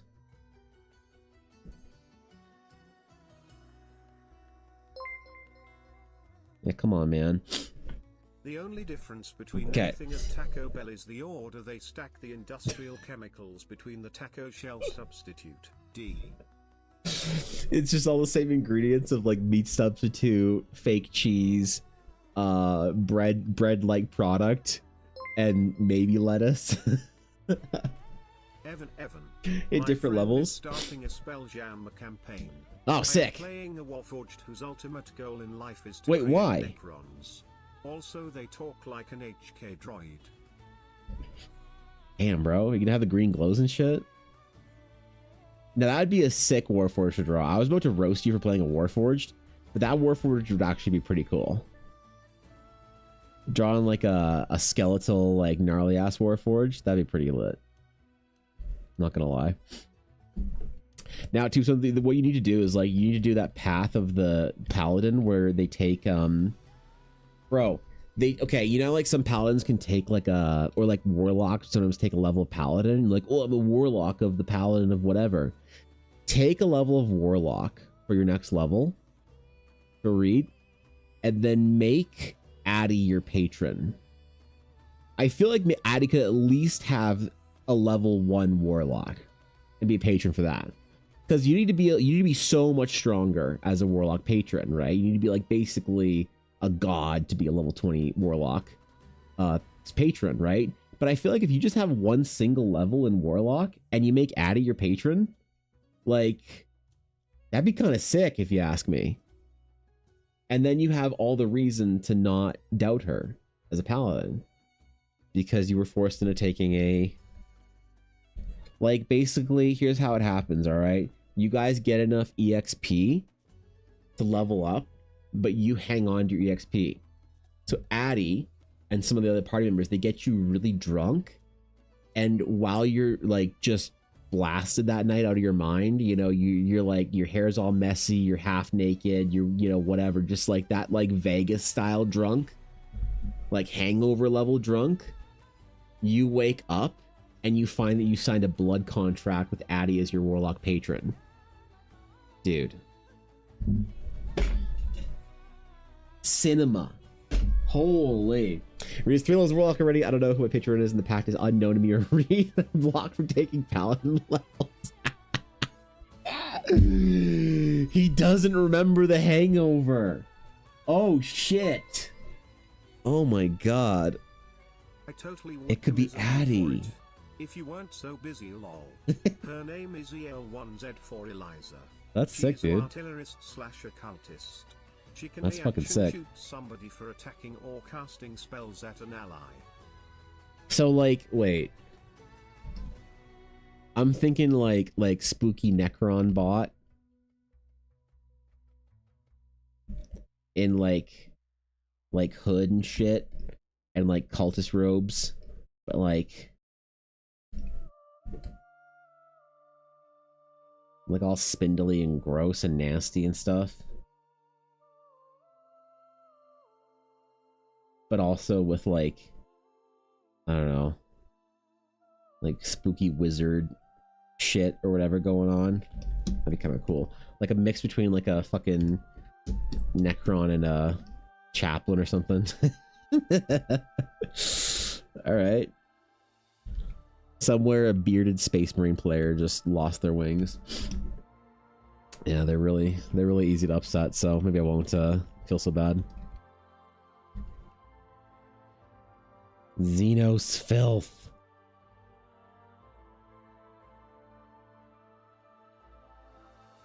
Get this nonsense out of my space marine fantasy.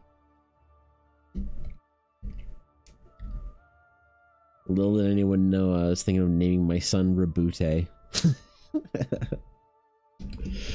Just the Warhammer players.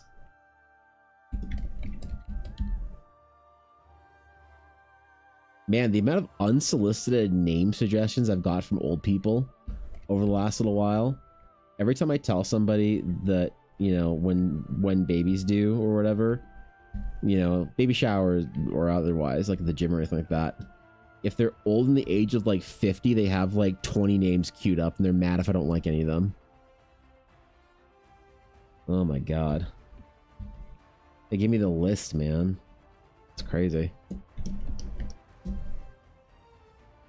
I'm gonna fancy your tails, Gummin. This is not the only tail jewelry we're having for her, though, so fear not. It's gonna be ornamental and ornate and dumb. We gotta do some bangles too and shit hanging. How many what names the old people suggested? They want like real classic names, you know. There's a lot of old people that are like, oh, you should be a Michael. Michael's a good name. Be a David. Be a Robert. James is great, you know. I'm like, dude, chill. I wasn't asking, you know. Relax. Ella put the responsibility of naming baby all on my shoulders. It's all my job to fuck up now. She's like, I trust you. You will pick a great name. I'm like, you just don't want the responsibility because I make all your characters from D&D for you, don't you? She didn't answer. Fucking Michael, just saying. Yeah. Yeah. Imagine. Pfft. Archangel names. Imagine, right?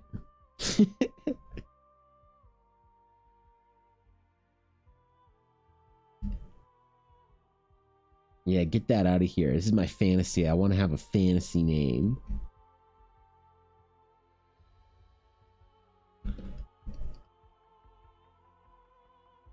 I gotta figure it out.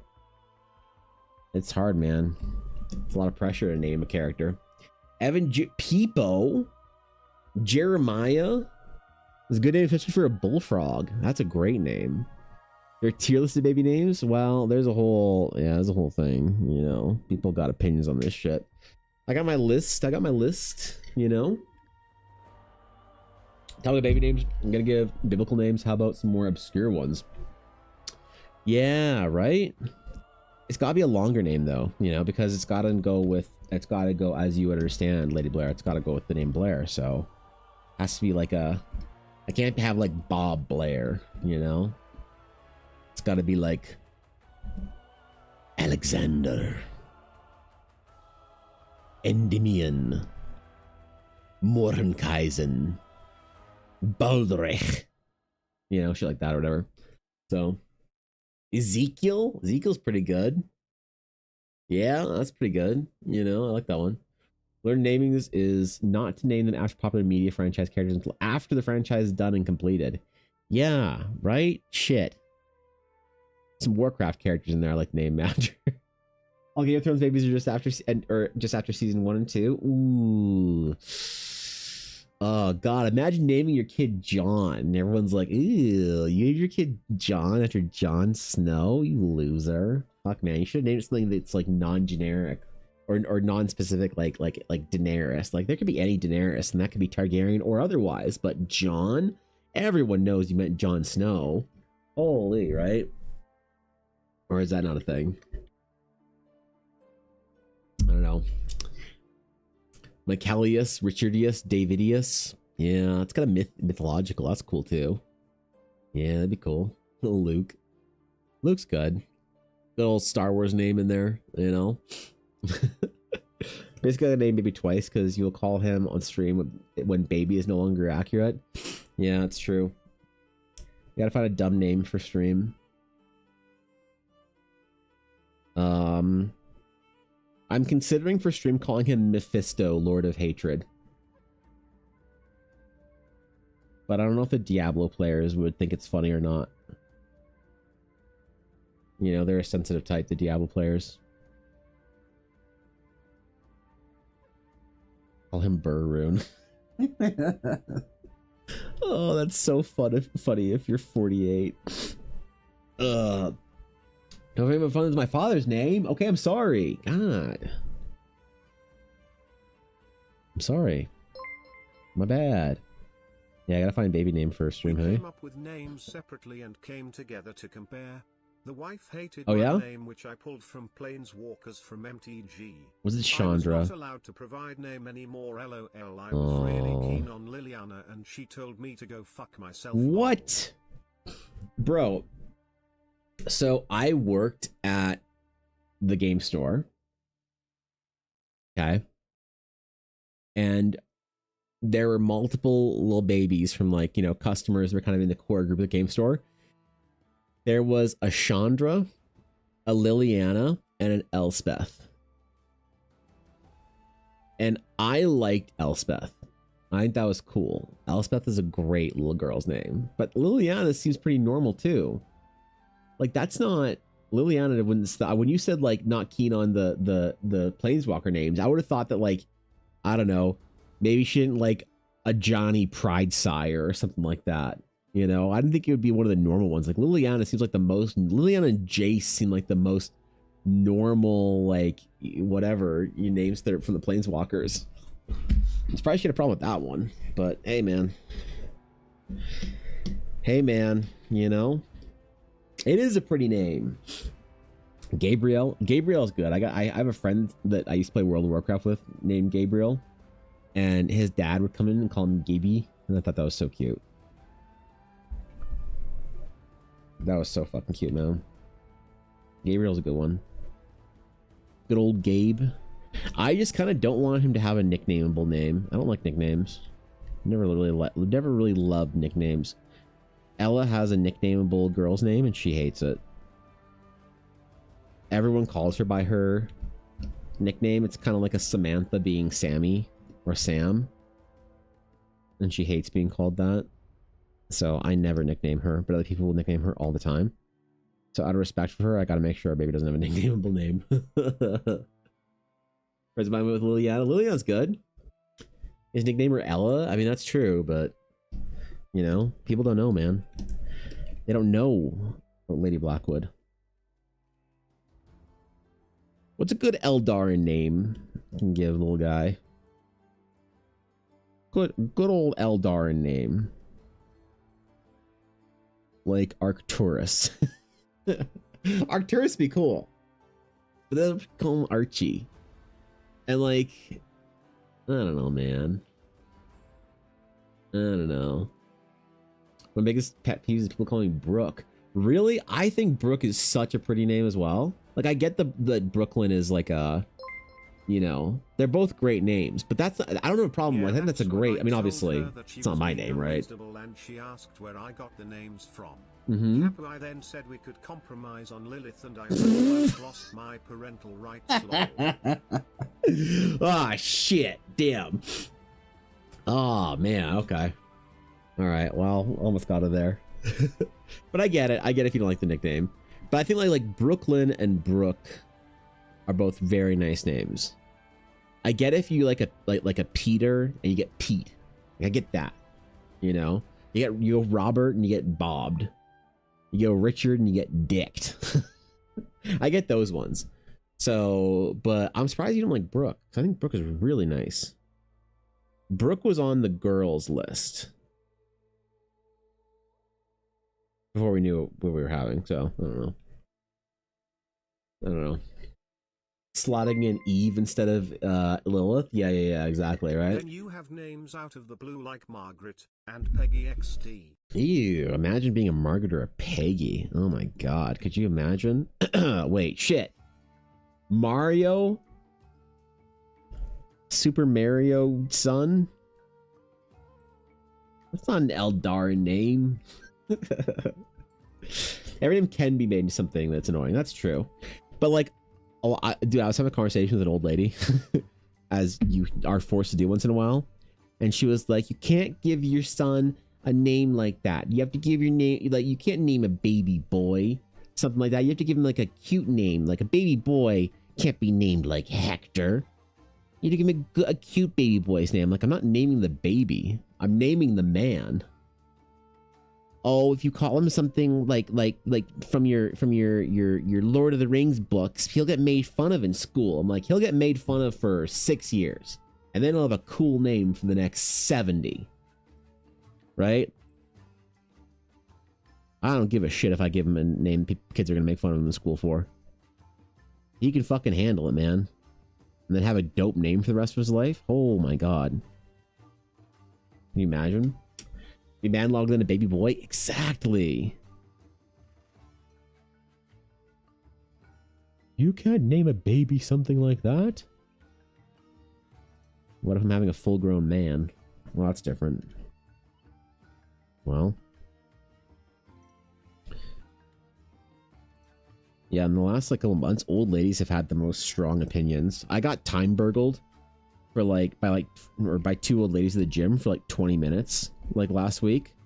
Well, they're telling me about all the names that they were going to name their kids and why I should use them.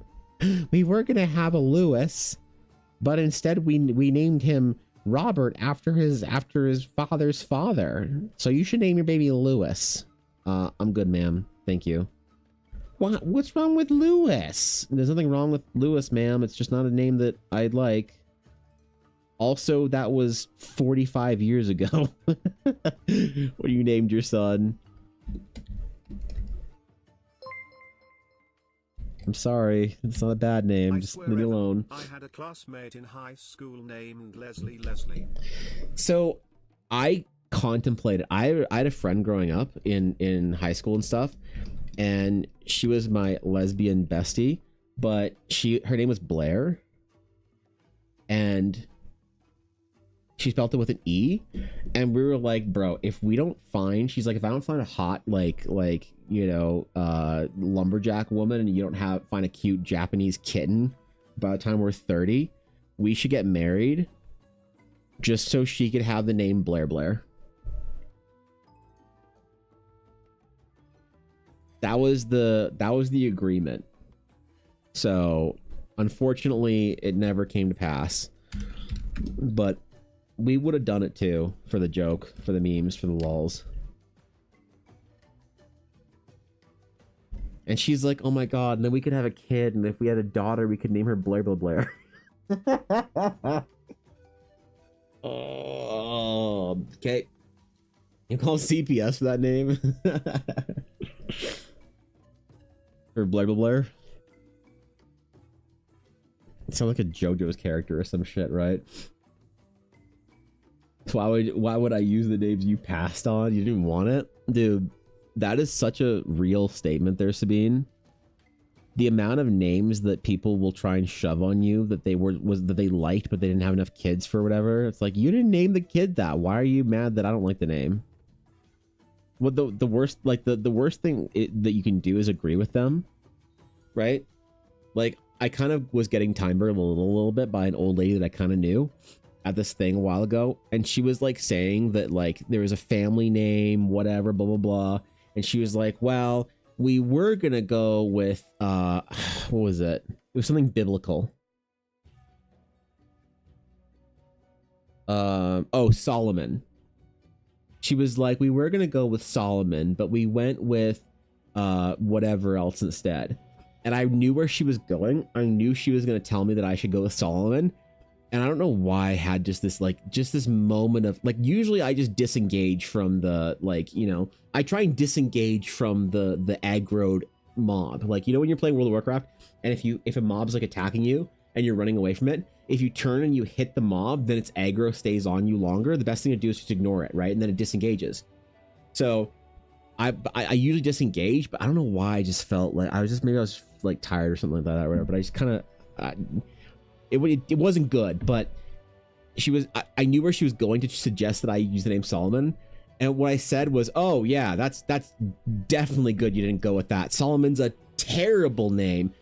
Amazing. Well, good wisdom, you know, good choice. Very wise. You did not go with the name Solomon. I just saw her deflate. Like she was getting so ready to tell me I should name my kid Solomon, but I beat her to the punch. So I kind of feel like that. Like I had a little bit of that Sabine, but I only did that once. Then she was all mad and it was a fucking thing and whatever. And you know, but you know, exactly, man. Don't try to pass off your fucking B-tier baby names on me, you fucking weirdo. One consideration I would suggest picking a name isn't completely used as a surname as well. They'll spend much of their time with government forms that don't know which is the first and last name and which is the surname Blair is used for, or both. Yeah, that is that. So I get a lot of Blair Evans, like occasionally. I'll get called in like lobbies from like doctor's offices. They'll be like, Blair, is there a Blair here? I'm like, oh, it's me. You're like, so Blair, how's it going? How you doing? How's your golf score going? I'm like, actually, ma'am, my name's Evan. Blair's my last name. Like, oh, you're right. Sorry about that. It's like, okay, that's fine, you know. But I do get a lot of that. So you're right about that. That's probably definitely want to avoid. You know, like the surname first names, like Beckett. Beckett Blair, Blair Beckett. That is also pretty rad though. Beckett Blair would be a fucking superhero name. Holy shit. Never mind. Can't go with it. Can't do it. Ella's kind of worried that if we give our kid a weird name, that there'll be like people have problems spelling it in the future. You know, like I don't know. If I named him, what's an Eldar character with a dumb name? Sariel. You like Riven and Sariel? Like if we named him like Sariel, that it's a cool name, but he'll go through the entirety of his life people not knowing how to spell Sariel or whatever. And like that's fair, but I don't know if I care that much. She told me to like add that to my consideration, but if we really like a name, not to like limit whatever. I do think that's a consideration, but I also don't care if he has a cool name and he has to like get people to like properly spell it. Like that's fine, whatever, you know. It's their problem. They can't spell a weird fantasy made up name from Eldara. Real septum. Imagine getting mad for giving unsolicited advice, people not accepting it. No, that happens a lot. Like honestly, Lady Blair, that has been the experience since Ella got pregnant. The amount of unsolicited advice has just been astronomical. And when you don't like fully agree with it, people get really weird about it. You know, that'll happen all the time where it's kind of like, oh, you should do this, you should do that, you should. I get that a lot, right? And it's kind of like, oh, okay, cool, yeah, I'll take that into consideration, or like, hey, thanks for the input. You know, you never want to tell people like, great, I'll do that. You say like, yeah, I'll think about it, or thanks for the advice, or whatever, you know, even though you didn't want the advice. But sometimes people get pushy. They're like, so you're gonna like you should buy this thing for your baby, and you're like, oh yeah, I mean that's definitely I'll look at that. And we want to do something different, like I don't know, fucking car seats or whatever. And you're like, okay, cool, yeah, thanks for the advice, I appreciate it. Like, no, you need to do this. Like, this is important. And I'm like, yeah, I'll take it into consideration. And they push harder, like, no, I like promise you're gonna do this. And then you have to like, well, actually, I appreciate the advice, but we made a decision to do this thing, right? And it's like, wow, what the fuck? How would you not? Like, I'm telling you, it's the right thing. You know, dude, people get crazy about this shit. Like, man. We've seen some strange sides to people since, you know, like they knew how to do it, especially if they're like older and they're like, oh, you got to do this thing because that's how you were raised 35 years ago. Like things have changed since then, you know, things have changed and that's okay. It's okay.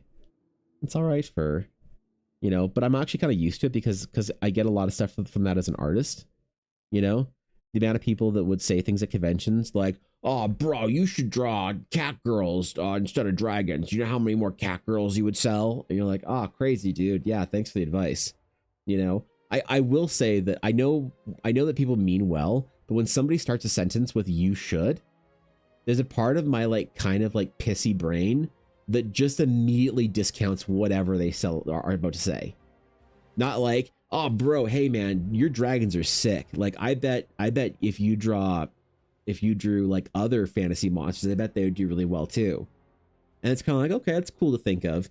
But there's just something about someone starting the sentence with like, you should, that just makes me I don't know why. I don't know if anyone else can relate to that. There's just like this like sort of petulant, rebellious, annoying part of me that just immediately is like, well, no, how about I don't have to do anything? Fuck you. Like, you think I work for myself because I'm okay taking feedback from people about what I should do? I mean, like, yeah, I get this to like mean well or whatever, but it's just kind of funny, you know. As soon as I hear that, especially with baby stuff, I'm like, how about fuck you? How about no, get bit? I know it's a problem. I gotta be more mature about it, alright? But man, you get a lot of that with kids, bro. It's not even funny. Sariel Ronald, then call him Sauron. So Ella doesn't like the Lord of the Rings names. She doesn't like Ecthelion, Glorfindel, Fingolfin, Olorin, you know? What? No what fantasy creatures or D&D art lol. Oh, thank God. No, I don't have to do any of that shit anymore. I can just draw what I want. I can just draw Emiru fan art. Holy shit. Or, wait, no. She's not a VTuber. What's a VTuber? Fuck. I can't think of Shy Lily. I can just draw Shy Lily fan art for the rest of my career. Oh, my God. Thank you for the permission. Oh, boy. To think I was going to draw dumb fantasy stuff and not VTubers. Imagine calling the kid Drizzit, and I would pronounce it Drizzit. Just to piss off the D&D graybeards that don't like when I refer to Drizzt as Drizzit. Yep. Yeah, thanks for that, Tari. I get people make up decisions on things, especially with kids, and they make them, they're very confident in their decision, obviously, right? But then that confidence, I think, like, translates to, like, I don't know. Well, I've made the decision. I found the best decision, and you have to do this, because if you don't also agree this is the best decision, then that means that maybe I'm not entirely right. Like, damn, bro. Damn, who hurt you? Who didn't draw your D&D character the way you want, and now you're mad at me for that, right? Saying should isn't necessarily feedback. Yeah. But I kind of get where it's kind of like, oh, you should draw more dragons, because people like what people mean, Salesian, by that is like I believe in you to do this thing well, so I'm encouraging you to do it. There's just something about the should in there that just just upsets me. I mean, you get it, so I don't know why. The wording is just partly in there. That's kind of like, how about I shouldn't do anything? How about I fucking draw what I want? Which, by the way, oh my God, I've only got a month until Comic Expo. So I need 2 new dragon arts between now and then. I need new dragons for this year's conventions. What am I gonna do, bro? And I think I need them to be sketch dragons. Oh, fuck. Because my sketch dragon print sells really well at conventions. Oh man, I forgot about that until this moment. Hold on, I'm gonna write that on my list. Dragons. Fuck.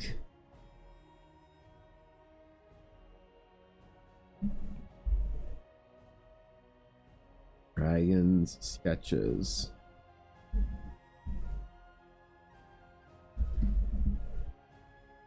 There was a lady at one of the winter market last year, and she was this nice old lady, and she was like walking with her daughter, and she was like, "Oh, look, Amanda, it's that handsome boy that draws dragons."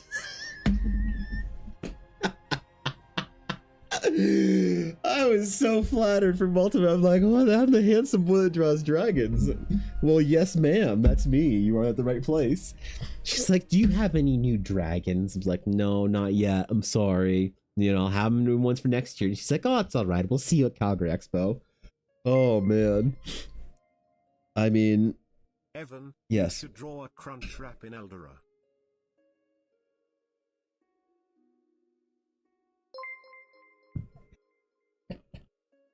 Lol, I mean you do still need to do. I'm gonna throw my computer out the window. I'm gonna throw my computer out the window. If you use its design I'm just gonna throw my fucking computer out the window. You only need to do 2 dragons this year and that's true. 3. That's true. Oh, that's supposed to be a painted one though. No, I wanted that to be a painted one. That's a painting, bro. Not a fucking... No, that's a painting. Not a sketch. It's different. Different applications. I appreciate that though, but... No. I think we want Taco Bell and I shouldn't... Can we have it at home? You have Taco Bell at home? Bro. But you have Baja Blast? Because, like, that's a deal breaker if you don't have Baja Blast to go with it. That is the deciding factor. Ugh, the hand. Just the fajitas. All right, well, my cousin brought up some Baja Blast Zero for me last summer when she came up from the US. Dude, Baja Blast Zero kind of slaps. Baja Blast? Aren't you American, Tombstone?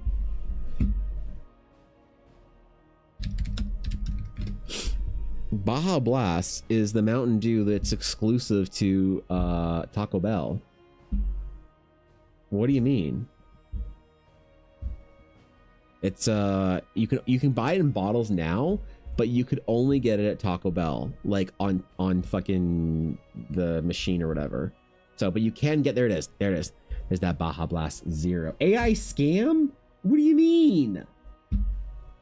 Bro, there's a Zero. Yeah, I have like 2 cases of this. So we got her to bring us. She asked what American sodas we wanted, and we wanted Dr. Pepper cream soda. So we don't have that up here. Dr. Pepper, like, strawberry Zero. So 2 Dr. Pepper Zeros and then Baja Blast Zero. And she brought. We're expecting like we gave her a list of like, hey, maybe she bring up one, dude. She drove up with like 8 cases of soda. She got us everything off the list, like multiples. And she's like, well, I only see you once a year. I gotta stock you the fuck up. Like, holy shit. Oh my God. What an MVP. So it was very sweet of her. But all right, I gotta go take Ella to Taco Bell apparently, because you guys are being weird about it. You have Baja Blast at KFC and Pizza Hut? What the fuck? Is that like a combo KFC, Pizza Hut, Taco Bell? Because I hear the combo restaurants are nasty. We only have combo Wendy's, Tim Hortons up here. And I'd stay the shit away from those. Last time I went to a combo Wendy's, Tim Hortons, I'm not making this up, there were ants in my soda.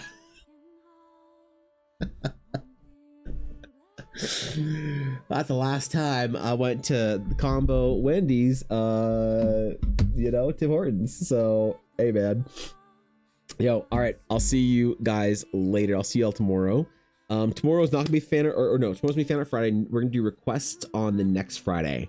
We got some Critical Role characters to finish up tomorrow, which is gonna be cool. And then next week is gonna be, I think we're finishing off. These should be done over the weekend, hopefully, unless something comes up. And then next week we'll be doing our finale for our Zale, so we can finally get that done for Sabine, which is gonna be cool. And then we'll do our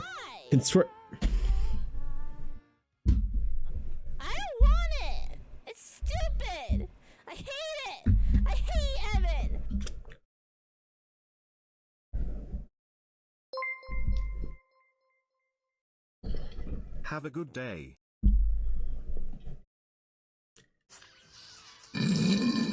Here for some suck. I enjoyed my stay here, Evan. D. Why'd I even try and have an outro? Why'd I try and have an intro? Just for that, you guys aren't getting an outro. I mean, all right.